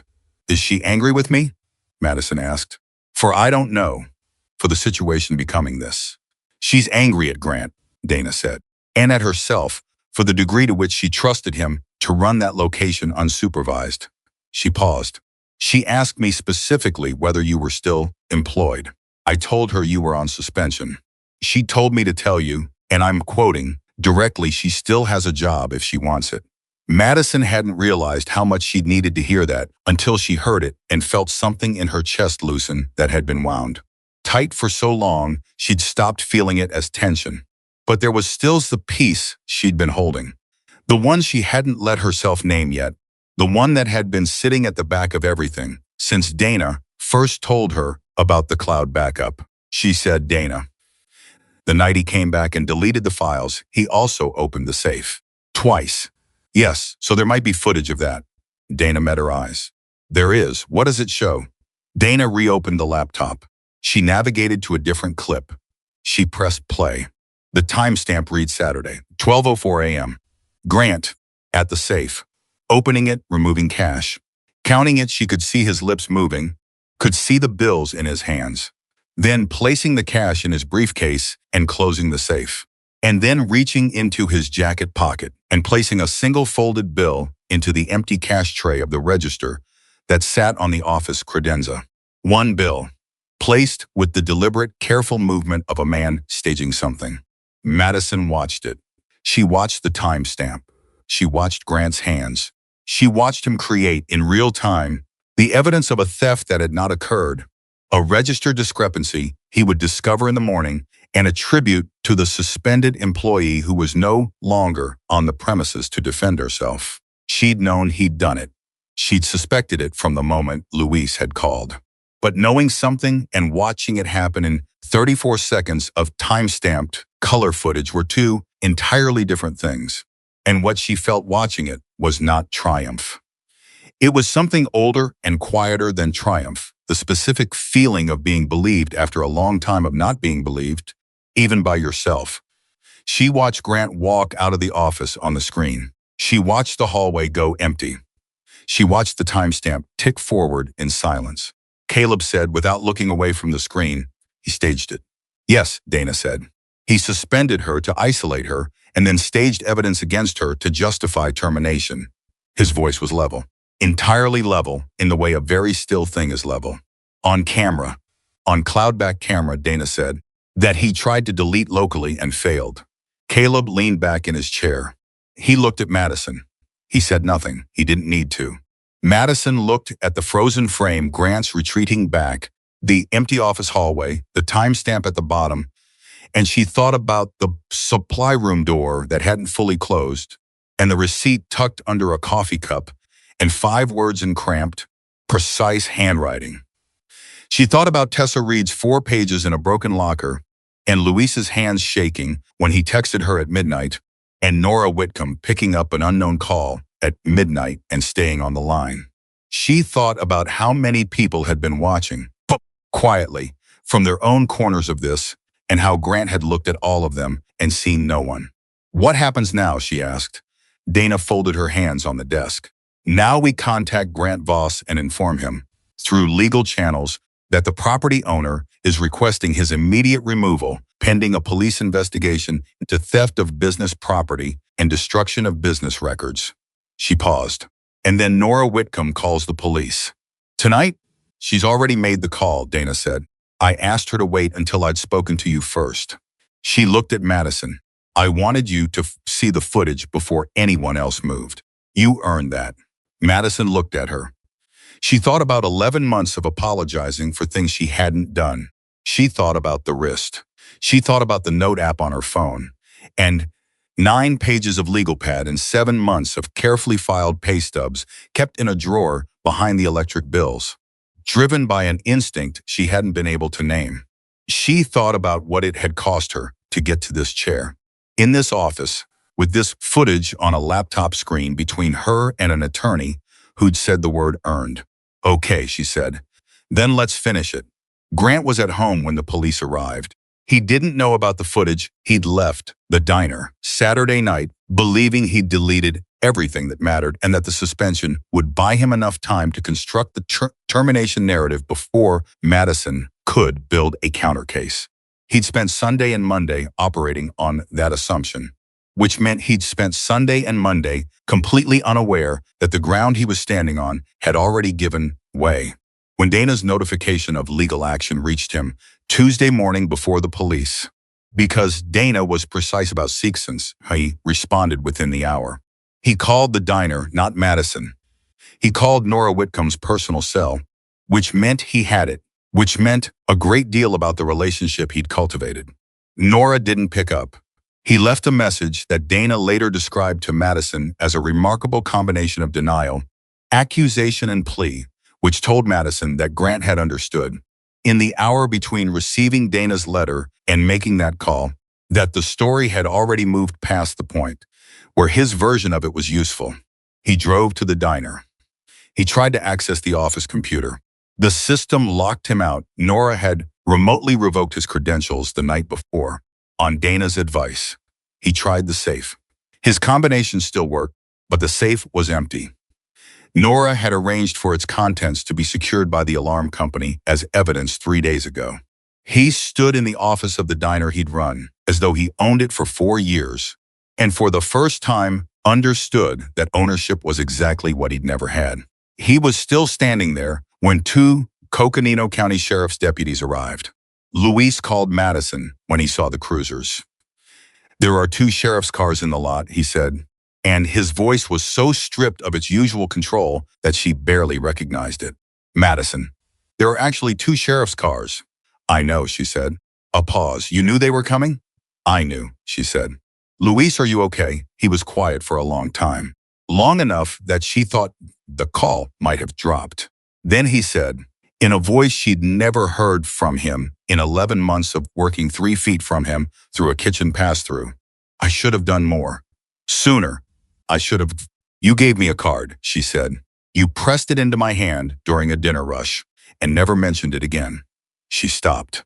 You knew I'd find Tessa's notes if I looked. You were the only person in that kitchen long enough to know they were there. Another silence. I didn't put them there, he said carefully. I know, she said. But you knew they were there. He didn't answer that. He didn't need to. Go home, Louise, she said. It's handled. I'll call you tomorrow. She hung up. She sat in Dana's parking lot in her car because she hadn't been able to make herself drive away yet. And she thought about tomorrow, about what came after the deputies and the locked office and the empty safe, about the diner without Grant in it, the first time in 11 months the Copper Ridge Roadhouse would open without the specific weight of him in the back of every room. Her phone lit up one more time. Caleb. Deputies made contact. He's being removed from the property. No incident. She typed back, thank you for being there. His reply came after a moment. I was across the street. She almost smiled, almost. She was too tired for a full smile, but the shape of one was there. She sat in the parking lot for a while longer. She thought about everything she still had to do: the collective wage claim, the formal complaint, Tessa and Rosa, and the others who'd need to be contacted. The diner itself that still needed to be rebuilt into something that didn't carry the shape of what it had been. She thought about Nora Whitcomb, 300 miles away in Phoenix, who had a lot to answer for and seemed to know it. She thought about the fact that Grant Voss, tonight, was not in the Copper Ridge Roadhouse. She was. Even in the parking lot, in the dark, in her car, she was here. She had stayed. She had documented and organized and called and reached and trusted and stayed, while every calculation Grant had made about her had assumed she would eventually leave. He'd been running the same playbook for years. The same intimidation, the same isolation, the same false accusations, the same systematic pressure until the person across from him decided that leaving was cheaper than staying. It had worked every time. Until her. Not because she was braver than Tessa Reed, or smarter than Rosa in Albuquerque, or more patient than whoever had come before them, but because she had stayed one day than he'd expected, and then another, and then she'd found a receipt with 5 words on it, and a broken locker with 4 pages of someone else's courage inside it, and she'd understood that the only way the playbook kept working was if nobody ever called it by name. She started her car. She drove home. Tomorrow, the real work would begin, and she was, for the first time in 11 months, not afraid of it. The morning after the deputies left the Copper Ridge parking lot, Madison woke up at 5:47 without an alarm. Not from anxiety. She'd been waking to anxiety for so long that she'd forgotten what the other kind of early waking felt like, the kind driven by something quieter and more purposeful. She lay in the dark for a moment, identifying it. Purpose. That was what it was, the specific alertness of a person who has work to do and has decided they are going to do it. She made coffee. She sat at the kitchen table with her legal pad. She wrote a list, not of things that had been done to her, but of things she needed to do. It was the first list of that kind she'd written in 11 months, and the difference between the two kinds of lists was not small. Dana called at 8:15. How are you? Tell me what happens next, Madison said. Dana recognized the tone of someone who'd moved past processing and into action and shifted accordingly. The sheriff's department will interview Grant today or tomorrow. The charges they're looking at are theft of business property, Nora's money from the safe, and destruction of business records for the Saturday night deletion attempt. Those are criminal matters, separate from your civil claim. She paused. The civil claim is what we're building together, and that's where the wage theft, the retaliation, the false accusations, all of it, that's where it lives. How long does the civil claim take? Depends on whether he fights it or settles. Dana's voice was matter-of-fact. With the footage we have, settlement is in his interest. His attorney and he will have one by end of day. We'll recognize that immediately. But there's a window before that happens where he may try to preemptively muddy the water. She stopped. Madison, I need to prepare you for something. He will likely make contact, either directly or through someone. He may try to offer you something, a private settlement, cash, a letter of recommendation, something designed to get you to withdraw before the collective claim is established. Madison thought about that.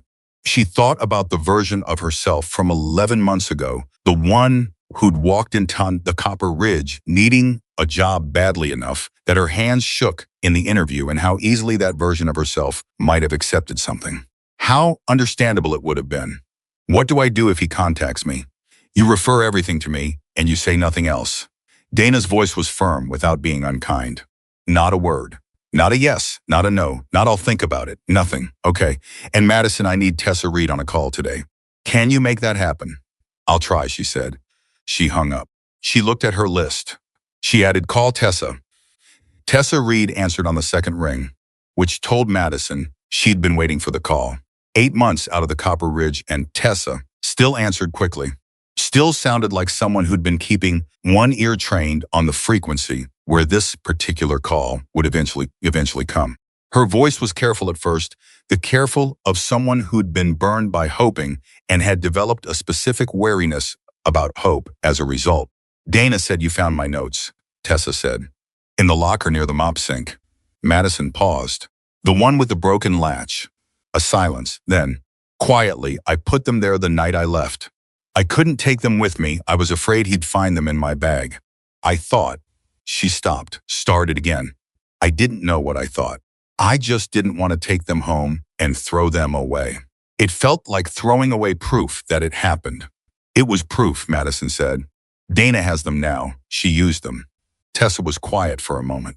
Madison heard her breathing, the particular pattern of someone trying to hold something together.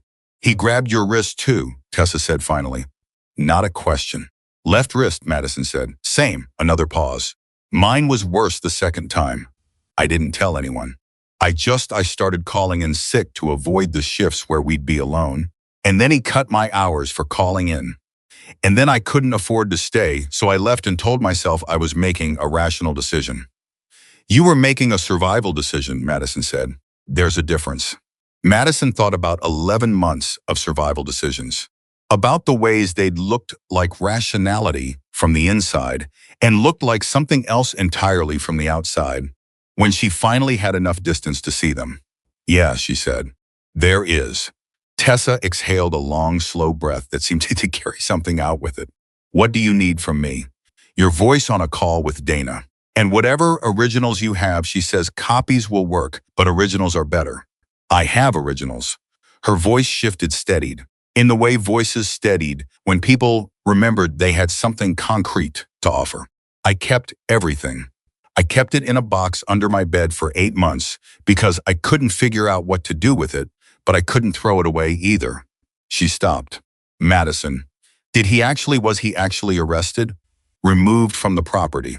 Sheriff's department is involved. Dana says charges are coming. The silence on Tessa's end lasted long enough that Madison thought she might be crying. When she spoke again, her voice was clear. Tell me when to call Dana. This afternoon, Madison said. 2 o'clock. Can you do that? Yes, Tessa said. I'll be there. Madison wrote on her legal pad, Tessa 2 p.m. Dana. She looked at the next item on her list. She picked up her phone again and called a number she hadn't called since February, Rosa Delgado in Albuquerque, who Dana had reached first, but who Madison had been given permission to contact directly. One woman to another, because Dana understood that there were conversations attorneys couldn't have. Rosa answered. She said, I wondered when you'd call, the same way Tessa had answered quickly, like she'd been expecting it, like she'd known this call existed somewhere in her future and had spent 8 months figuring out how she felt about that. The formal collective wage claim was filed on a Thursday, 14 days after the deputies removed Grant from the Copper Ridge parking lot. It carried 7 names: Madison, Tessa, Rosa, Luis, Kayla, the 20-year-old, who'd been silently watching Grant's management style for 3 months and had more to say than anyone had asked her. Tomas, the dishwasher, who'd endured Grant's public humiliations in a second language and had calculated every morning that speaking up would cost him more than his immigration status could absorb. And a former cook named Derek, who'd left the Copper Ridge 18 months ago, and whom Dana had tracked down through the Restaurant Workers Network with the particular tenacity that made her the kind of attorney who won things. 7 names. 7 people who had each, separately, done the math on silence and concluded it was the safer option, and who were now, together, doing a different kind of math. Grant's attorney made contact with Dana on the same Thursday. His name was Philip Garrett, and Dana described him to Madison as competent, expensive, and operating under the significant disadvantage of having a client whose crimes had been recorded in high definition and uploaded to a cloud server his client had forgotten existed. Garrett's opening position was that the footage was obtained improperly and should be inadmissible. Dana's response was that the footage was captured by a security system installed and owned by the property owner, reviewed by the property owner, and provided voluntarily by the property owner, and that Garrett was welcome to make that argument to a judge if he felt it was a productive use of his time. Garrett called back the following day with a revised position. Dana relayed it to Madison on a Friday afternoon with the particular tone of someone delivering information they find professionally satisfying. He's offering a private settlement, confidentiality agreement, lump sum for you specifically, and what he's calling a mutual departure agreement for the other claimants. Which means, Madison asked, which means he wants to pay you enough that you'll sign something saying this never happened, and he wants the others to quietly go away in exchange for a fraction of what they're owed. Dana paused. His number for you is $22,000. Madison sat with that. $22,000 was rent for almost 2 years. It was her car insurance, plus her mother's prescriptions, plus the doctor's appointment she'd rescheduled 7 times. It was the kind of number that her bank account made look very large and very significant. She said, "What happens to the others if I take it?" "The collective claim collapses without you as the lead complainant. Tessa and Rosa could potentially continue independently, but without the footage and the suspension documentation, which is technically your documentation, their claims are harder to establish. Luis and the others would likely see reduced or no recovery. And Grant? The criminal charges proceed regardless. But civil accountability, Dana chose her next words carefully. There's a meaningful difference between a man who is criminally charged and a man who is criminally charged and civilly held to account for every person he harmed. One has consequences. The other has complete consequences." Madison didn't say anything for a moment. She thought about Tomas and his immigration calculations.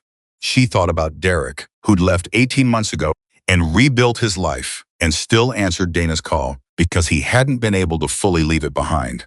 She thought about Rosa in Albuquerque, who described leaving her career because staying in the industry felt too much like staying in the building. "Tell Garrett no," she said. Dana didn't hesitate. "I'll call him now, Dana." Madison stopped her. "Tell him the number that would actually work is full restitution for all 7 claimants, plus the statutory penalties. Tell him we're prepared to make the footage public if this goes to a contested hearing." There was a brief pause. "You understand that going public means your name is attached to a story that will get coverage?" "Yes," Madison said. "It may affect the bakery idea. It may affect future employment. People have complicated feelings about—" "Tell him," Madison said. Another pause, shorter this time. "Okay," Dana said. Garrett called back the next morning. His second number was higher. Madison said no. His third number 3 days after the second was structured differently.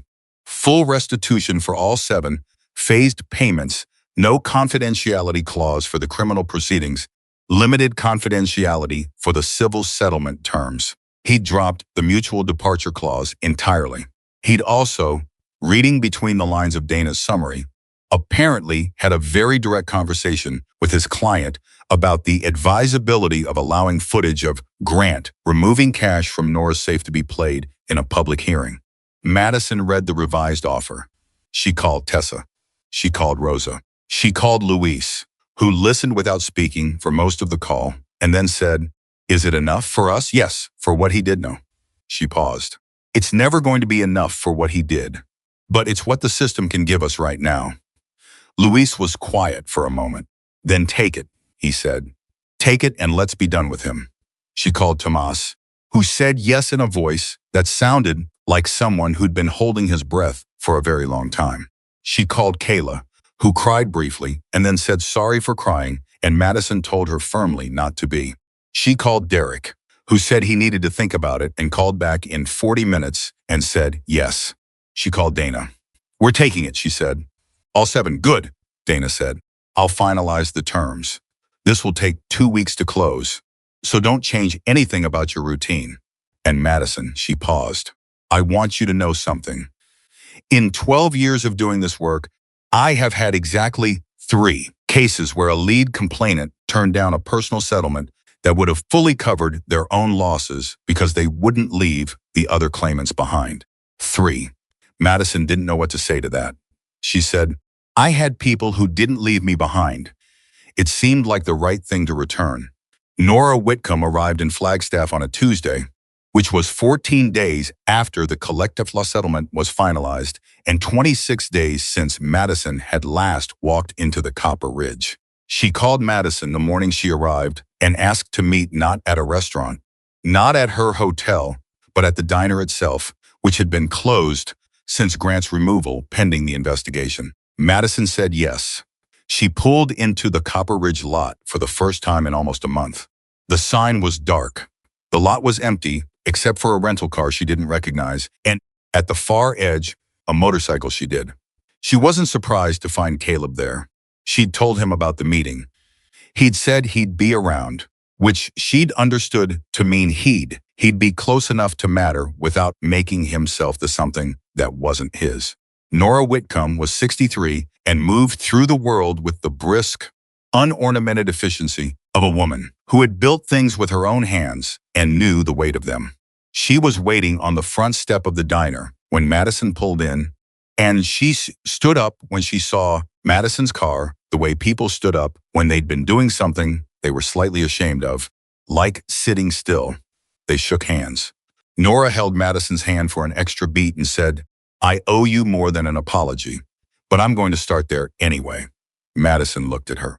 She thought about what she'd spent 11 months feeling the visible owner of the place. She worked not exactly anger, because Nora had been an abstraction, a name on a license frame, but something adjacent to it, a grief, almost, that the person whose name was on the building had simply not looked, and that not looking had its own costs distributed among the people who couldn't afford the same abstraction. Okay, Madison said. I'm listening. They went inside. The diner was dim and quiet, chairs still up from the last close. Everything exactly where it had been the night Grant was removed. Nora walked through it the way an owner walked through something they'd let someone else live in for too long and were seeing with fresh eyes. She stopped at the counter. She ran her hand along the laminate. I bought this place 17 years ago, she said. It was my husband's idea. He thought we needed something to anchor us to this part of the state. He died 9 years ago. She stopped, collected herself without fussing over the collection. After that, I hired managers. I checked the quarterly numbers. I told myself that was sufficient. She turned and looked at Madison directly. It was not sufficient. No, Madison said. It wasn't. Nora nodded, accepting that without deflecting it. I've spoken to Dana Brooks. I've reviewed the full footage record. I understand what happened here over the past 4 years. She paused. Madison, I want to rebuild this place, and I want to know if you'd consider being part of that. Madison had known this conversation was coming. Dana had told her it was likely, and Caleb had told her to think carefully about what she actually wanted, not what she thought she should want, not what made the most narrative sense, but what she wanted for herself. Specifically, she'd been thinking about it for 2 weeks. What does part of that mean? She asked. It means I need someone I can trust to run this location day to day. Someone who knows the staff, knows the customers, knows the problems the place has had, and the specific shape of how those problems were created. Nora held her gaze. I'm not offering you the job because you suffered here. I'm offering it because you demonstrated, under extraordinary pressure, exactly the kind of judgment and leadership I need in this building. There's a difference, Madison said. There is, Nora agreed. And it matters to me that you know I know that. Madison looked around the diner. She looked at the counter where Caleb had sat on that first night. She looked at the kitchen pass-through where Louise had pressed a card into her hand during a dinner rush. She looked at the supply room door, which was fully closed from this angle, and thought about the crack of 2 inches that had let sound carry out to the right person at the right moment. She said, "I'll come back, but I have conditions." Nora didn't flinch. "I'd be worried if you didn't." Luis becomes kitchen director. Full title, full compensation, retroactive acknowledgement of his tenure. She watched Nora nod. Transparent scheduling and payroll. Written policies for reporting misconduct, posted and accessible to every employee. No retaliation clause that applies to management as well as staff, meaning if someone reports a problem and the person they report it to retaliates, that person goes. Another nod. And I negotiate the employment terms for the full staff before I agree to anything for myself. Nora looked at her for a long moment. Something moved through her expression, not surprise. "Exactly, but a recognition of some kind." "Yes," she said, "to all of it. I'll need it in writing. Dana Brooks will have a draft by Friday." They were both quiet for a moment. The diner hummed with its particular silence, refrigeration units cycling, the distant sound of Route 89 carrying through the walls. A place that had been full of threat for so long that its silence had carried its own kind of tension, now just quiet. Just a diner, doing what diners did when they were empty. "One more thing," Madison said.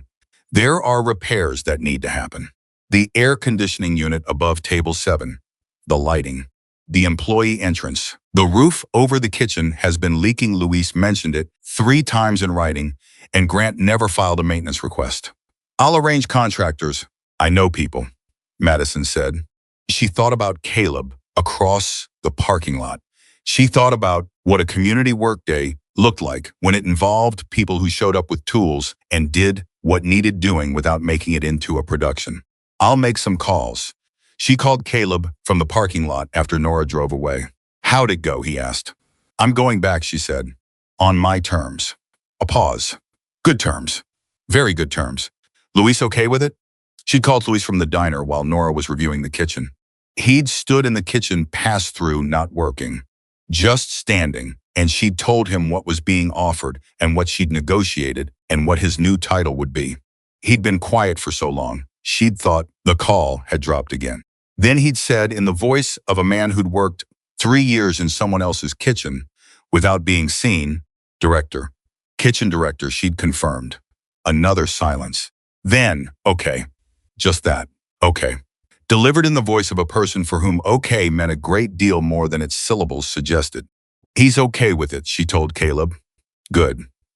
She heard the sound of wind behind him. He was already outside, already on the bike or near it. "There's a community workday situation I may be able to arrange. If you need repairs done, I already told Nora I'd make calls." He said, in the tone of a man who'd expected exactly that. "I'll reach out to the chapter. No promises these things go when people want to go. Not on a schedule." "I know," she said, "but I appreciate the reach." She was about to hang up when she thought of something. Caleb. "The investigation, are there other locations? Other restaurants he managed before Albuquerque?" A pause. "Dana's working on that." "There might be other Tessas," Madison said. "Other Roses. People who left and kept their notes under their beds and never called anyone." "There might be," he agreed. "I want to find them." She heard something shift in his tone, not surprise, but a specific recognition, the same kind Nora had shown. The recognition of someone seeing a thing take shape that they'd hoped would take shape, but hadn't assumed would happen this quickly. "Then find them," he said. "How?" "Start with what you have," he said. "You have Tessa. You have Rosa. You have Dana and a labor network and a case that's about to be public record. People come forward when they see someone else did." She looked at the diner, at the dark sign and the empty lot and the building that had held so much of what had been done to her and to the others. She thought about what it could hold instead. "I need to talk to Dana about next steps," she said. "Go," he said. "I'll make the chapter calls." She was in her car and starting the engine when her phone lit up with a text from an Arizona number she didn't recognize. She stopped. looked at it. Her pulse kicked once before she registered that it wasn't Grant's number, it was a Flagstaff area code. Not the Sedona one she'd memorized involuntarily over 11 months of stored dread. She opened it. It said, "This is Rosa Delgado. Dana gave me your number. I've been thinking about what you said about finding the others. I want to help. Tell me what you need."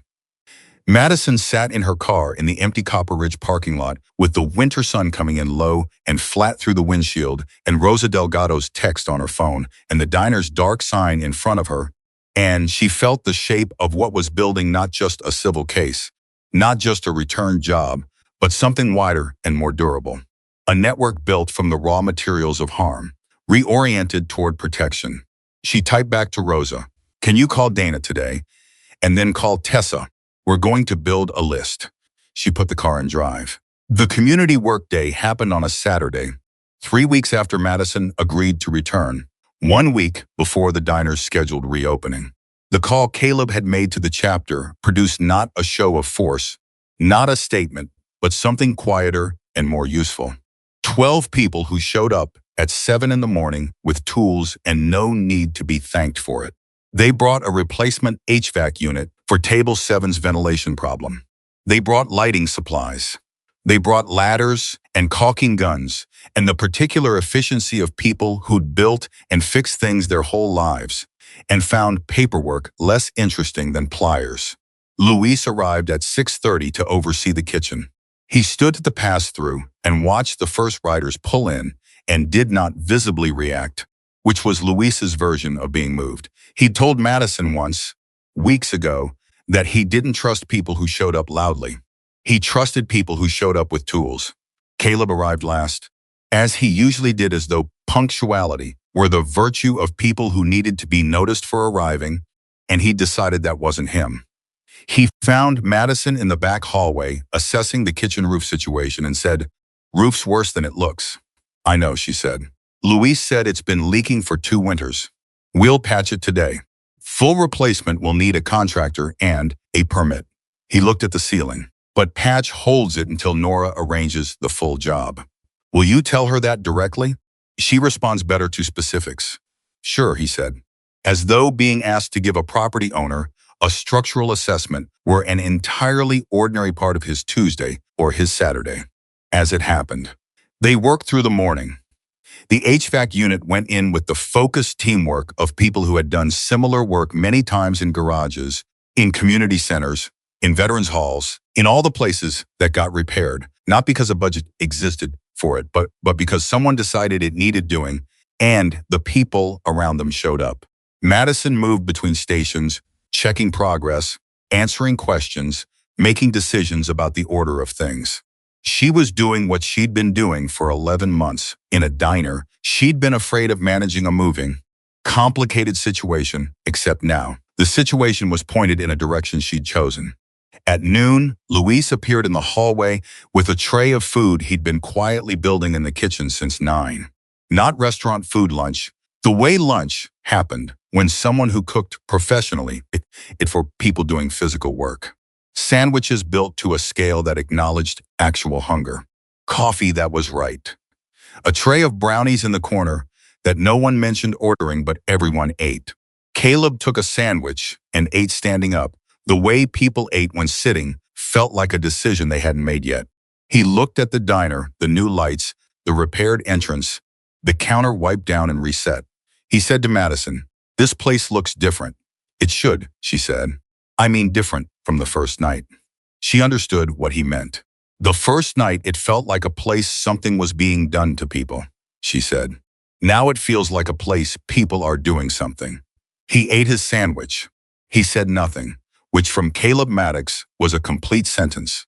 Kayla arrived mid-afternoon to help with the setup new menus, restock condiments, the detail work that required someone who knew the floor. She'd been called back as part of the staff restoration, her hours guaranteed and her position formalized in writing for the first time. She came in and stopped at the entrance and looked around and said, out loud to no one in particular, "Oh, it's different." "Yes," Madison said. "It's better," Kayla said. "Yes," Madison said again. By 4 in the afternoon, the work was done. Not perfect, the roof patch was temporary, and the office repaint was scheduled for the following week. And there were 100 small things that a building accumulates over years of deferred maintenance that couldn't be addressed in a single Saturday. But the critical things were done. The things that affected the people who worked there every day, the things Grant had decided weren't worth fixing, because fixing them benefited employees rather than his own comfort. Those were done. The riders left as they'd arrived, without ceremony, without wanting anything for it, in the way that people left when they'd come to do a thing, rather than to be seen doing it. Caleb was the last to go, which was also how he'd arrived. He stood in the parking lot with his helmet under his arm and looked at the diner and said to Madison, "You ready for Tuesday?" Tuesday was the reopening. "Yes," she said, and she meant it in a way she hadn't meant any professional statement in 11 months, without the qualifier running underneath it, the one that always used to finish her yes with "if nothing goes wrong, or if he doesn't change the schedule, or if I can hold it together another day. Just yes, unmodified." "Good," Caleb said. He put his helmet on. "I'll take a corner stool Tuesday." "Black coffee," she said. "And I'm making apple pie this week. My grandmother's recipe." He paused. Something moved through his expression, brief and warmer than his usual register. "I'll be there," he said. He rode out of the lot onto Route 89, and the sound of the motorcycle faded east. Madison stood alone in the parking lot. She looked at the diner's sign, dark still, but only until Tuesday. She thought about what it had taken to get here. Not just the 11 months of documented survival, not just the phone calls and the evidence and the legal arguments, but further back than that. The night she'd taken the job because she needed it too much to be careful.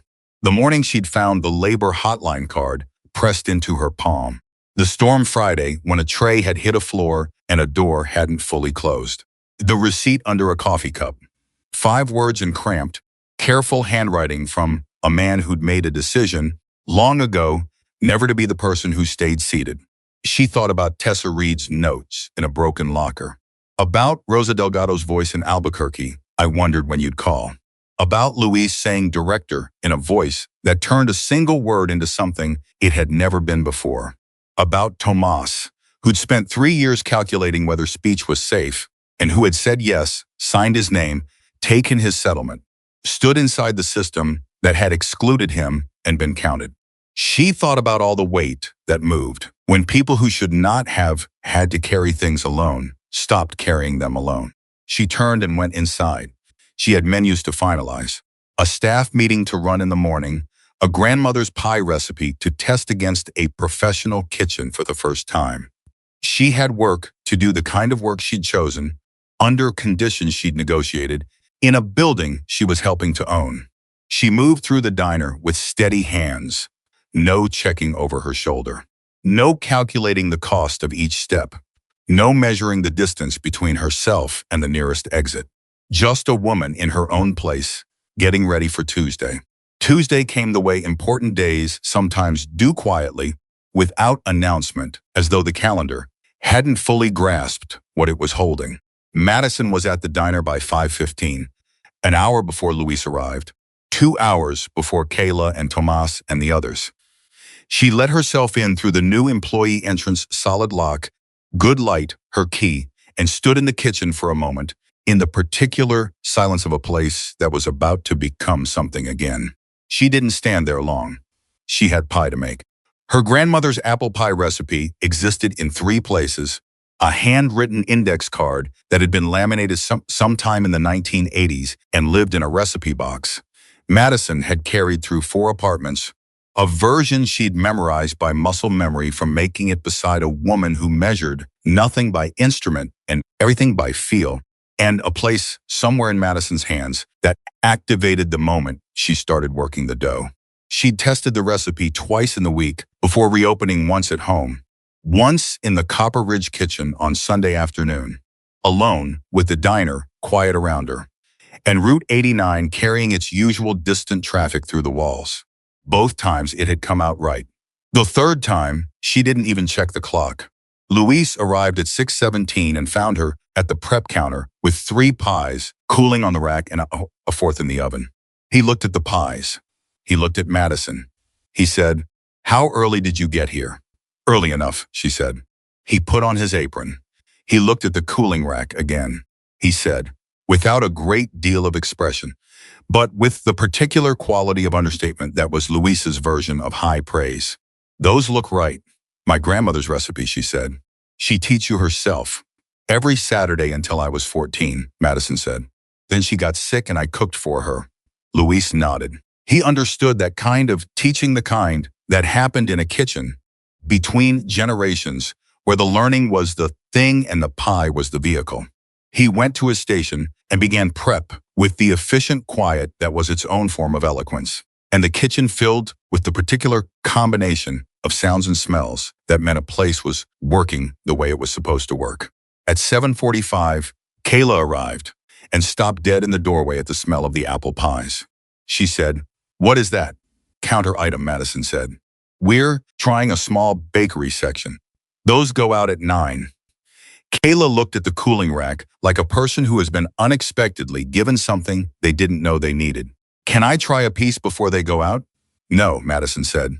And then, before Kayla's face could fully fall, "You can try the one that cracked on the left edge. That one's ours." The staff meeting happened at 8. Around the counter before the doors opened. 7 people. Madison stood at the head of it, not performing authority, just using it, which was the only kind that actually worked. She went through the new policies, the new schedule structure, the new reporting process. She drafted all of it herself, refined it with Dana, gotten Nora's sign-off. It was 4 pages of straightforward language that said, in essence, "You are protected here. This is how, and these are the consequences for anyone who violates that in either direction." Tomas read his copy twice. He asked one question, in careful English. "If a manager does something wrong, I can report it, without anything happening to me?" "Yes," Madison said. "That's in writing, page 3, paragraph 2. Your name, your status, your hours, none of that changes because you use the reporting process. If it does, that's a violation of the policy. And the person who violated it is the one who has a problem, not you." Tomas looked at page 3, paragraph 2. He looked up. He nodded once, the nod of someone filing information in the place where fear used to live. Kayla said, "What if it's Madison doing something wrong?" Madison looked at her. "Same process. You report to Nora directly, bypassing me. Her number is on the last page." She paused. "I wrote the policy. Kayla, which means I'm bound by it too." Kayla held her gaze for a moment. Then she nodded, the nod of someone who'd spent 3 months watching the previous version of management and had learned to test the new version before she trusted it. Madison respected it. She'd have done the same thing. At 9 o'clock, she turned the sign. The first customer through the door was the retired couple. The same ones that from the coconut cream pie on the stormy Friday, the ones who'd split dessert with the careful economy of long partnership and patted Madison's hand when she refilled their coffee. She recognized them immediately. They looked around the diner at the new lighting, the repaired ventilation, the counter setup with the small bakery section at the far end. And the woman said to her husband, "It's different." "Better," he said, the same word Kayla had used. They sat at their usual table. The woman looked at the bakery display and said, "Is that apple pie?" "Made this morning," Madison said. "My grandmother's recipe." The woman looked at her husband. Her husband looked at the display. He said to Madison, "We'll have 2 slices." And by 10:30, the bakery counter had moved all 4 pies. By 11, 3 people who'd come in only for pie were also staying for lunch, because the smell of the kitchen had made the decision for them before they'd made it themselves. By noon, a trucker who'd stopped for the pie asked if Madison sold them whole to take out, because his wife back in Kingman had a birthday next week, and that smelled like something a person should be able to bring someone. Madison said she'd think about it. She was already thinking about it. The lunch rush ran longer than a Tuesday, had any right to run because word had reached the highway community, the way word reached highway communities, through truckers' radios and rest stop conversations, and the particular informal network of people who spent their lives moving between fixed points and knew which points were worth stopping at. By 1:30, every table was full, and Luis was running the kitchen at a pace that would have broken a less organized man, and Kayla was covering the floor with the focused efficiency of someone who'd discovered in the past 3 hours that she was significantly better at this job than the previous management structure had ever allowed her to be. Tomas ran dishes with the quiet, relentless steadiness that Madison had observed for 3 months through the service window and finally understood as its own form of excellence. He wasn't invisible anymore. He was essential. She told him so, directly, at 2:15 when she passed through the kitchen. He looked up from the sink. He said, "You don't have to say that." "I know," she said. "I'm saying it because it's true." He went back to the dishes. His posture had changed. Not dramatically, just a degree or two of something that had been braced against the world, relaxing slightly, like a person who'd been waiting for a blow that wasn't coming and was slowly, carefully concluding it might not come. The call from Dana came at 3, when the lunch rush had thinned to the last few tables, and Madison was refilling the coffee station. She stepped into the back hallway to take it. "Grant's attorney filed a motion this morning," Dana said, without lead-in. Madison's hand tightened on the phone. "What kind of motion?" "He's challenging the admissibility of the cloud footage in the criminal proceeding. Claims the alarm company's preservation of the files constitutes unauthorized access to his client's business records." Dana's voice was level, carrying the professional calm of someone who'd anticipated this move. "It's a delay tactic. The argument has significant problems. The footage belongs to Nora Whitcomb, preserved at her explicit direction, captured by equipment she owns. But it buys him time and forces a hearing." "How much time?" 30 to 60 days for the motion to be heard. Criminal proceedings slow down during motions. The civil settlement is fully executed and not affected. Everyone's restitution is secured. But the criminal accountability piece, she paused. It slows. Madison leaned against the hallway wall. She felt the familiar weight of it, the specific exhaustion of a fight that kept finding new rounds. She'd thought, after the settlement, after the reopening, that the shape of the battle had finally resolved into something she could see the edges of. And here was another edge she hadn't seen. "Is the motion going to succeed?" she asked. "No," Dana said flatly. "The legal argument doesn't hold, but it will be heard, which means Grant gets 60 more days of not fully facing what he did." A pause. "I'm telling you, because I don't want you to read it somewhere else first." "What do I do?" "You do nothing," Dana said. "You keep building the diner. You let me handle the motion. You trust that the system is slow without concluding that it's broken." She stopped. "Madison." He staged a theft on a camera he didn't know was recording him, and then drove to the scene to delete evidence that had already been backed up to a cloud server he didn't know existed. "The motion is noise. The case is solid." Madison breathed. She thought about all the things she'd learned in the past 3 months, about the difference between what felt urgent and what was actually dangerous. Grant's legal motion was the former. She didn't need to treat it like the latter. "Okay," she said. "How's the reopening going?" "We ran out of apple pie by 10:30. Dana made a sound that was almost a laugh. "Make more tomorrow," she said. Madison went back out to the floor. She refilled coffee. She checked tables. She did not mention the motion to any of her staff because it was not their problem today, and today they'd earned the right to a clean Tuesday. The twist came 11 days later, and it came not from Grant's attorney or from the courts, but from a woman in Tucson named Carla Morin, who had found Tessa Reed through the labor advocacy network that Tessa and Rosa had begun building on 3 weeks of phone calls and shared documentation. Carla had worked for Grant Voss in 2019 at a restaurant in New Mexico that no one had yet connected to his history. She'd left after 4 months. She had documentation. She also had something none of the others had, a copy of a formal complaint she'd filed with the State Labor Board in New Mexico, which had been received, logged, and then quietly shelved when the restaurant closed, and Grant moved on before any investigation concluded. A formal complaint, received by a state agency, never acted on. Dana called Madison with this information on a Wednesday evening. And her voice had the quality it got when information exceeded its own original significance, when a fact stopped being a data point and became the key to a different door entirely.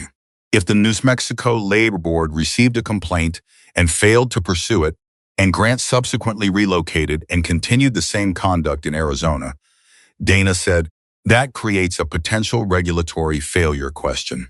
Why wasn't the complaint pursued? Was Grant notified? Did he leave before they could act? Or was there something else? What does something else mean? Madison asked. It means I'm going to make some calls to New Mexico, Dana said. And I want you to call Carla Morin. Madison called Carla that night. Carla was 51 and had the voice of someone who had processed her own anger about this situation for years before finding a way to channel it. She was not shaking when she spoke. She was precise. I filed the complaint 6 weeks before the restaurant closed, Carla said. They told me it would be investigated. Then the restaurant closed, and I never heard from them again. I assumed the closure ended the matter. Did you have an attorney? Madison asked. I couldn't afford one, Carla said, simply without self-pity.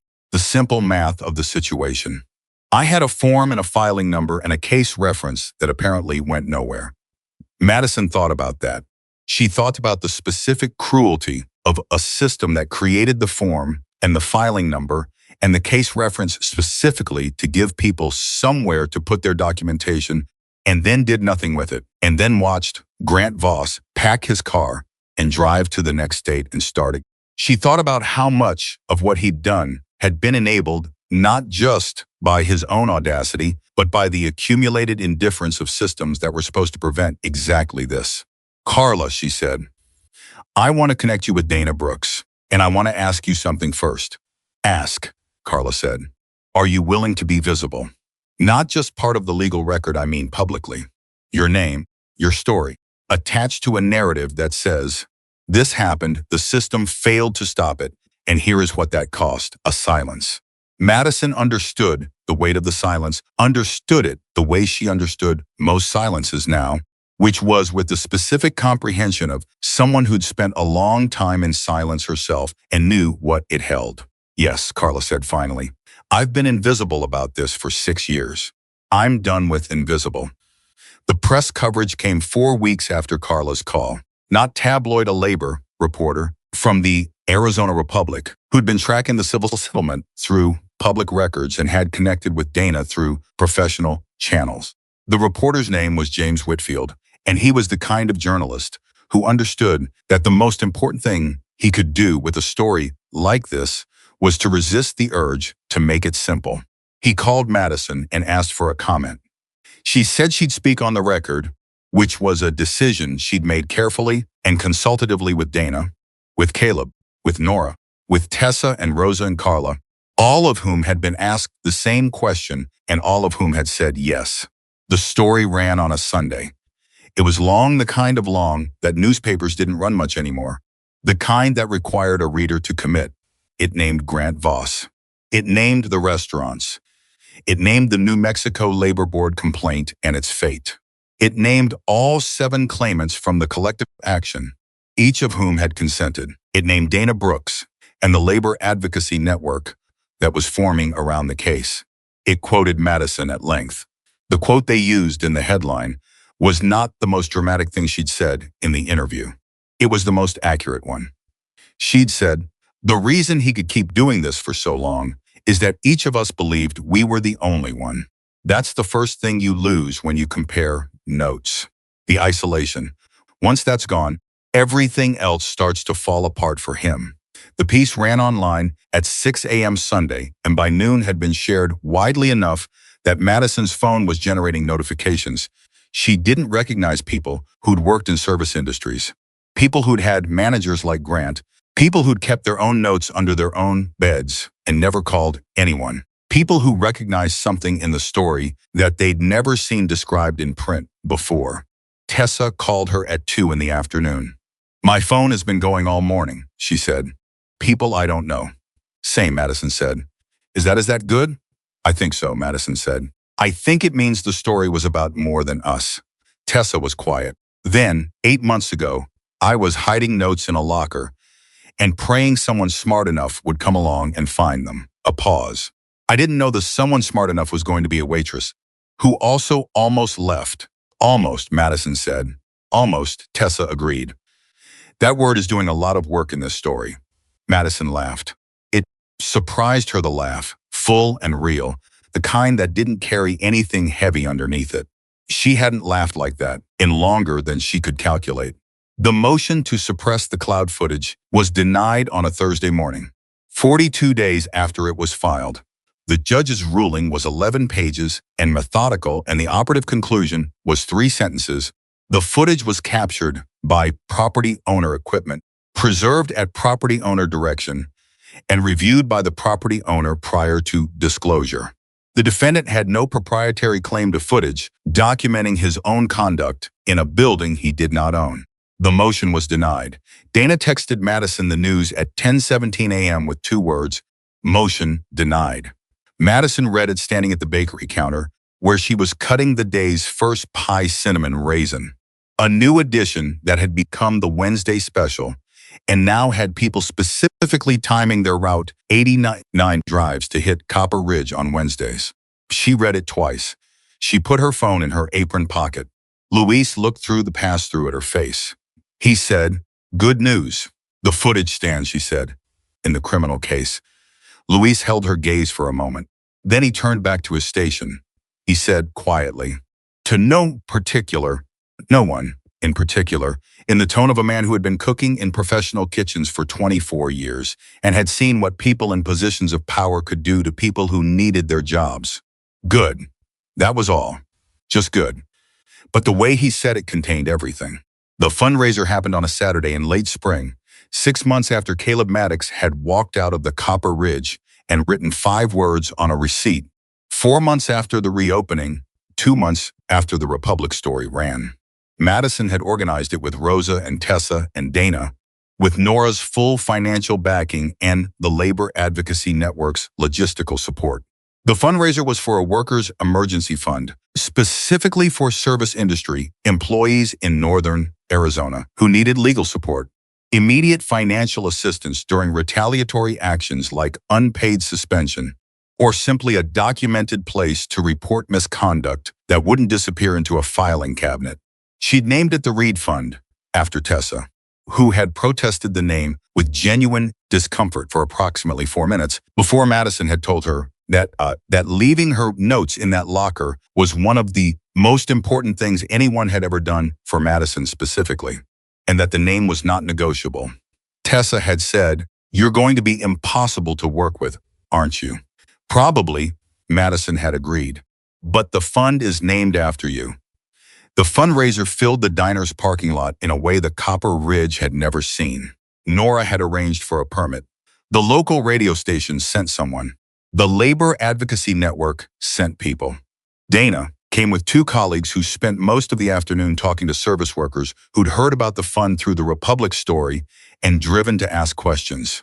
Rosa drove up from Tucson with Carla Morin, who turned out to be the kind of person who walked into a room and immediately started asking what needed doing, which endeared her to Luis within approximately 6 minutes. And the Hells Angels arrived. Not in a dramatic convoy, they came in groups of 2 and 3 over the course of the morning. The way people arrived when they were coming because they wanted to, and not because they were performing arrival. By 11, there were 30 bikes in the lot. By noon, more. They ran the barbecue setup. They fixed the parking lot light that had been flickering for a week. They managed traffic when cars backed up on the frontage road. They were practical in the way that people who'd spent their lives being feared for their appearance had learned to be demonstrating with their hands what the culture around them was too quick to judge with its eyes. A woman named Sandra, who'd driven from Prescott after reading the Republic story and who'd managed a restaurant herself for 7 years before leaving an abusive ownership situation, found Madison near the bakery display and said, "Is this really what it looks like? People actually helping?" "That's what it is," Madison said. Sandra looked at the lot, at Rosa, and Carla talking to a young woman who was holding a notepad and clearly writing something down, at Dana at a table with a stack of intake forms, at Caleb helping a pair of riders reposition the barbecue setup for better airflow, at Luis handing a plate of food to an elderly man who'd arrived by himself and seemed uncertain whether he was allowed to be there. I spent 3 years after I left my situation, believing I was the only person it had happened to, Sandra said. You weren't, Madison said. I know that now. Sandra looked at her. I knew it intellectually before. But knowing it because you're standing in a parking lot full of people who also know it, that's different. Yes, Madison said. It is. Caleb found her at the end of the afternoon. When the crowd had thinned and the riders were beginning to pack up and the parking lot was doing the slow exhale of a large gathering returning to its ordinary parts.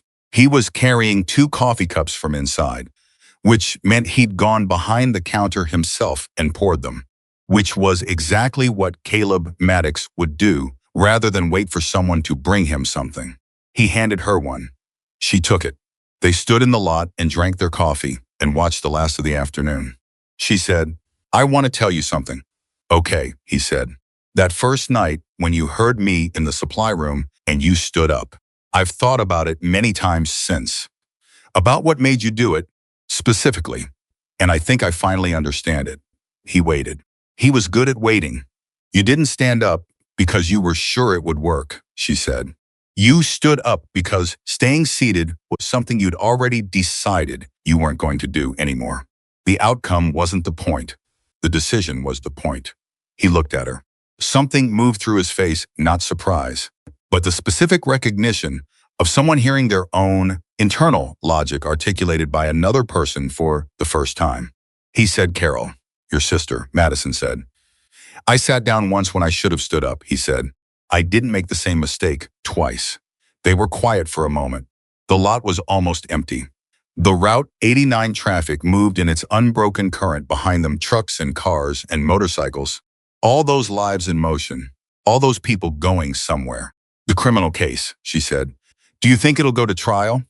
Garrett's looking for a plea, Caleb said. Dana thinks Grant takes it before the footage runs in a courtroom. And if he does, then he pleads guilty to what he did, instead of watching a jury hear about it in detail. He drank his coffee. Either way, it's on record. Either way, it's real, Madison said.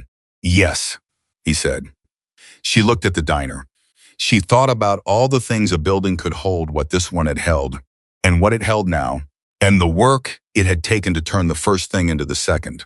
She thought about the Reed Fund intake forms stacked on Dana's table, and the young woman with the notepad who'd been writing things down, and Sandra from Prescott, who'd driven from Prescott because she'd read a story in a newspaper and recognized herself in it and needed to know that recognition was possible. She said, why did you leave that number for me?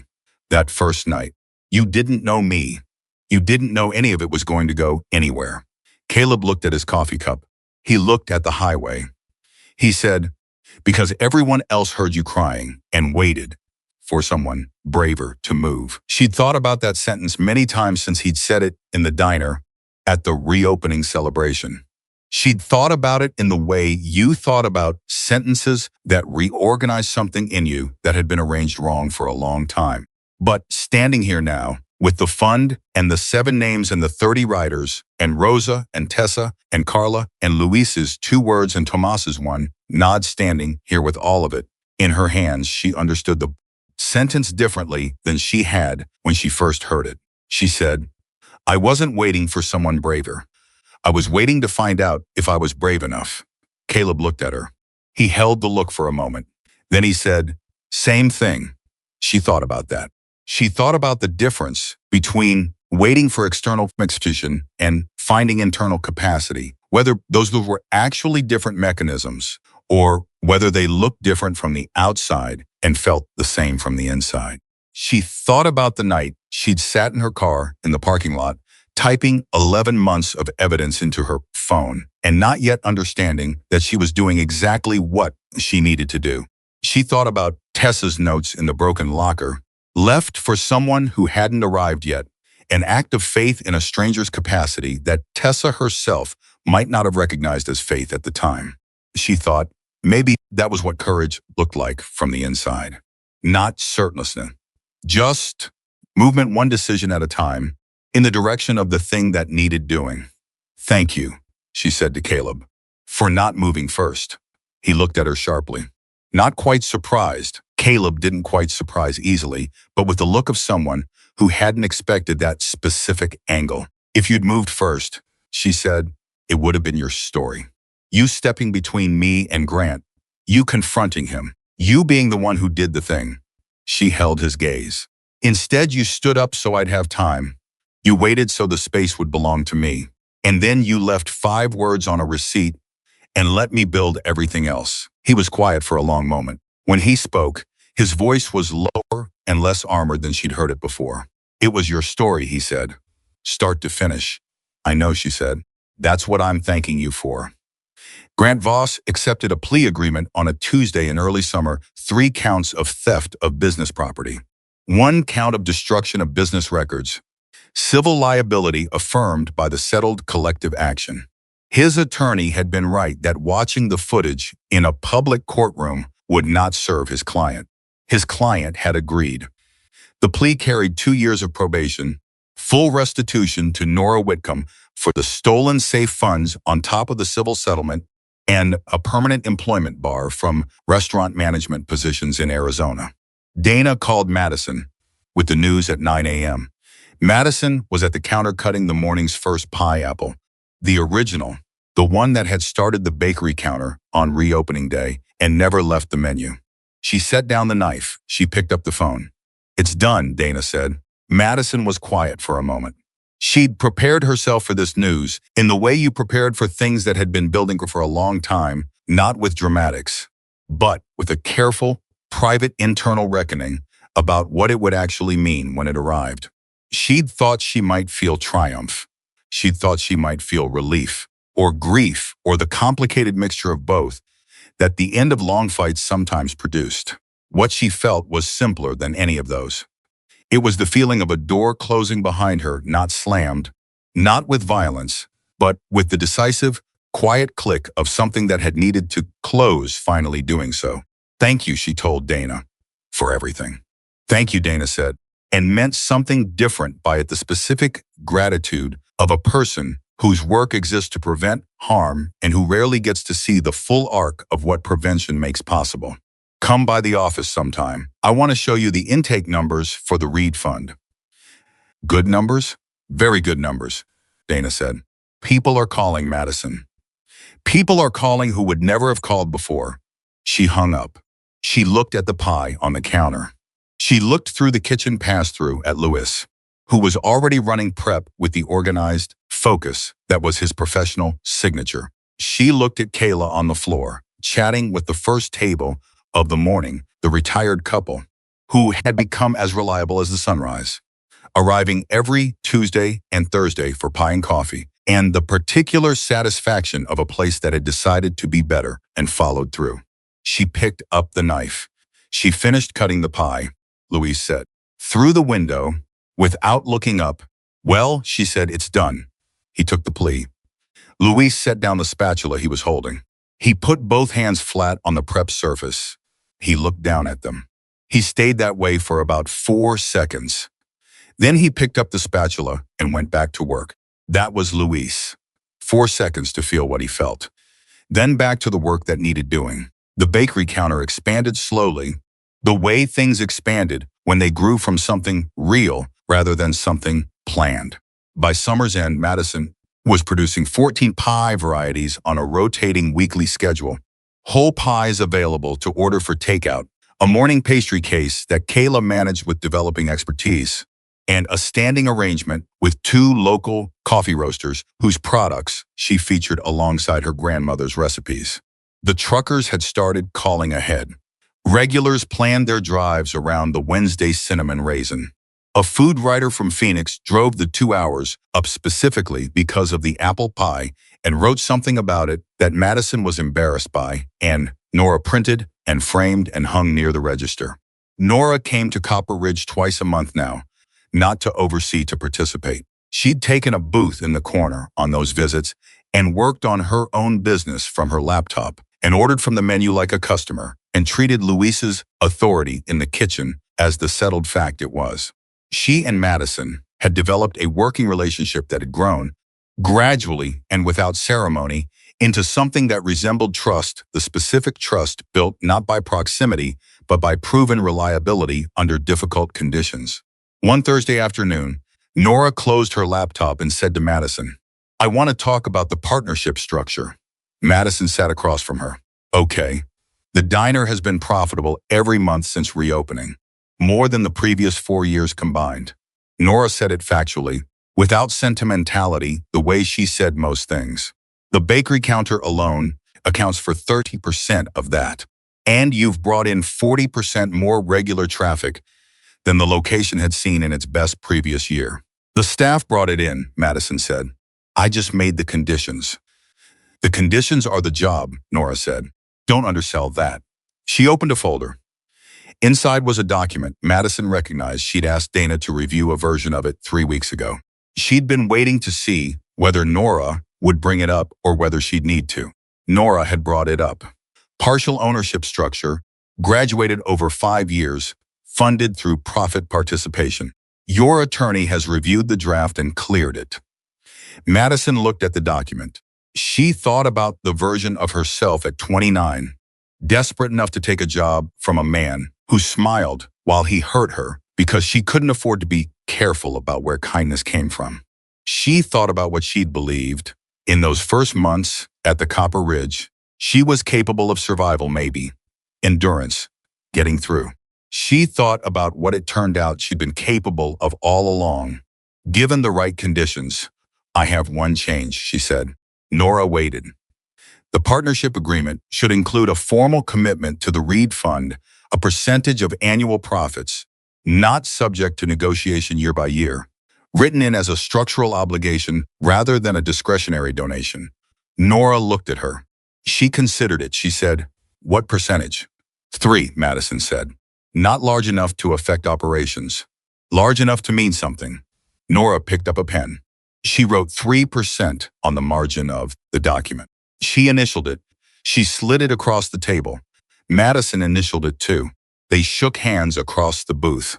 Not dramatically, just the handshake of two people who had decided something and were making it real. Caleb came back on a Friday evening in late summer, the sound of his motorcycle reaching Madison in the kitchen before she saw him. She heard it through the walls the way she'd learned to hear it, particular pitch, particular timing, the sound of a specific machine that had become as recognizable to her as a voice. He came in and sat at the corner stool. He put his helmet on the counter. He picked up the menu, looked at it for exactly as long as he always did, and set it down. She brought him black coffee without being asked. He drank. He looked at the diner, the full house, the easy movement of the staff, the bakery case that had replaced a display unit that had been there since the 90s and had smelled faintly of something no one had ever identified. The new lighting that Kayla had been right was better. He looked at all of it with the quiet, systematic attention he brought to everything. He said, "You changed the sign." She had. The old Copper Ridge Roadhouse sign had been replaced, not the name, but the styling, updated and clear and lit properly for the first time since Nora had bought the place 17 years ago.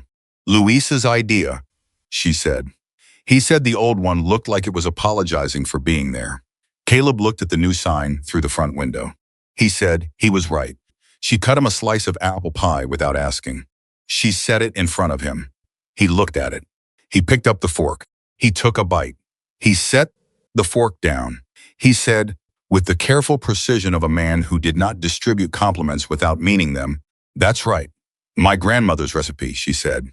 "She'd know you got it right," he said. She stood at the counter across from him and thought about how to say the thing she'd been holding for a few weeks, not because it was hard to say, but because she'd want to say it at the right moment, and moments like this one didn't arrive on schedule. She said, "I'm going to start training people." He looked up from the pie. Service workers who want to learn documentation. How to build a case while they're still in the situation. How to recognize the difference between an isolated incident and a system. What their rights are before they reach the point where they need an attorney. She paused. Dana's helping design the curriculum. Rosa wants to run a version in Tucson. Tessa's going to develop materials for workers whose first language isn't English. He held her gaze. He said, when does it start? Next month. First session is at the diner. After hours. She looked at him steadily. I'd like you to be there. Not to teach you no more than I do about a lot of things. But not this specific thing. Just to be there. Because you were there at the beginning and it matters to close the loop. He was quiet for a moment. He picked up the coffee cup. He said, I'll be there. She nodded. She went to check on her other tables. She moved through the diner, the way she moved through it now, without looking over her shoulder, without calculating the cost of each step, without measuring the distance between herself and the nearest exit. She moved the way a person moved when the place they were moving through was theirs. At 8 o'clock, she stood behind the counter and looked at the full house, at the retired couple finishing their pie, at a young woman sitting alone with a cup of coffee and a notebook, writing something Madison couldn't see but recognized, at Tomas moving through the kitchen with the quiet efficiency that was no longer invisible because she'd stopped letting it be, at Kayla laughing at something a customer had said, at Luis in the pass-through running his kitchen with the authority of a title that finally matched the expertise he'd always had. She looked at Caleb on the corner stool. He was looking at his coffee cup, already somewhere else in his mind, already on the road in some part of himself that the stool could only temporarily contain. He would finish his pie and drink his coffee and put on his helmet and ride back out onto Route 89, and she would lock the diner and set the alarm and drive home through the dark northern Arizona night, and tomorrow she would come back and make more pie and open the doors and stand behind this counter again. She was a woman who had come into a diner desperate and been taken apart and had built herself back from the evidence, literally from the evidence, from the timestamps and the photographs and the 4 pages in a broken locker and the 7 names on a legal document and the 30 riders in a parking lot and the single word Luis had said when he put both hands flat on the prep surface and felt what he needed to feel before going back to work. She had not been rescued. She had been witnessed, and there was a difference, a real and irreducible difference between estimating in to save you and someone standing close enough that you know you're not alone while you save yourself. She turned on the bakery case light. She straightened the morning's last remaining slice of apple pie in its display position. She looked at the door. Outside, Route 89 ran on in both directions, north toward Utah, south toward Phoenix, east and west toward everything the horizon held. All those lives moving, all those people in motion.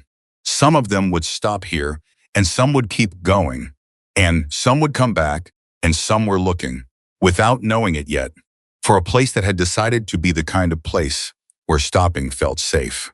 She was building that place. One shift, one policy, one name on a document, one person trained to recognize the shape of what was being done to them before it finished being done. She was building it in the exact location where it had been taken apart. That was the answer to what Grant Voss had built, not destruction, not revenge, but replacement. A structure erected in the same space, from better materials, by people who knew exactly what they were building and why. Madison Hale turned off the overhead light above the bakery counter, checked that the coffee was ready for morning, and walked to the front door to lock it for the night. She wasn't a frightened waitress surviving her manager anymore. She was the woman who turned off the lights in her own place, and every morning she was the one who turned them back on.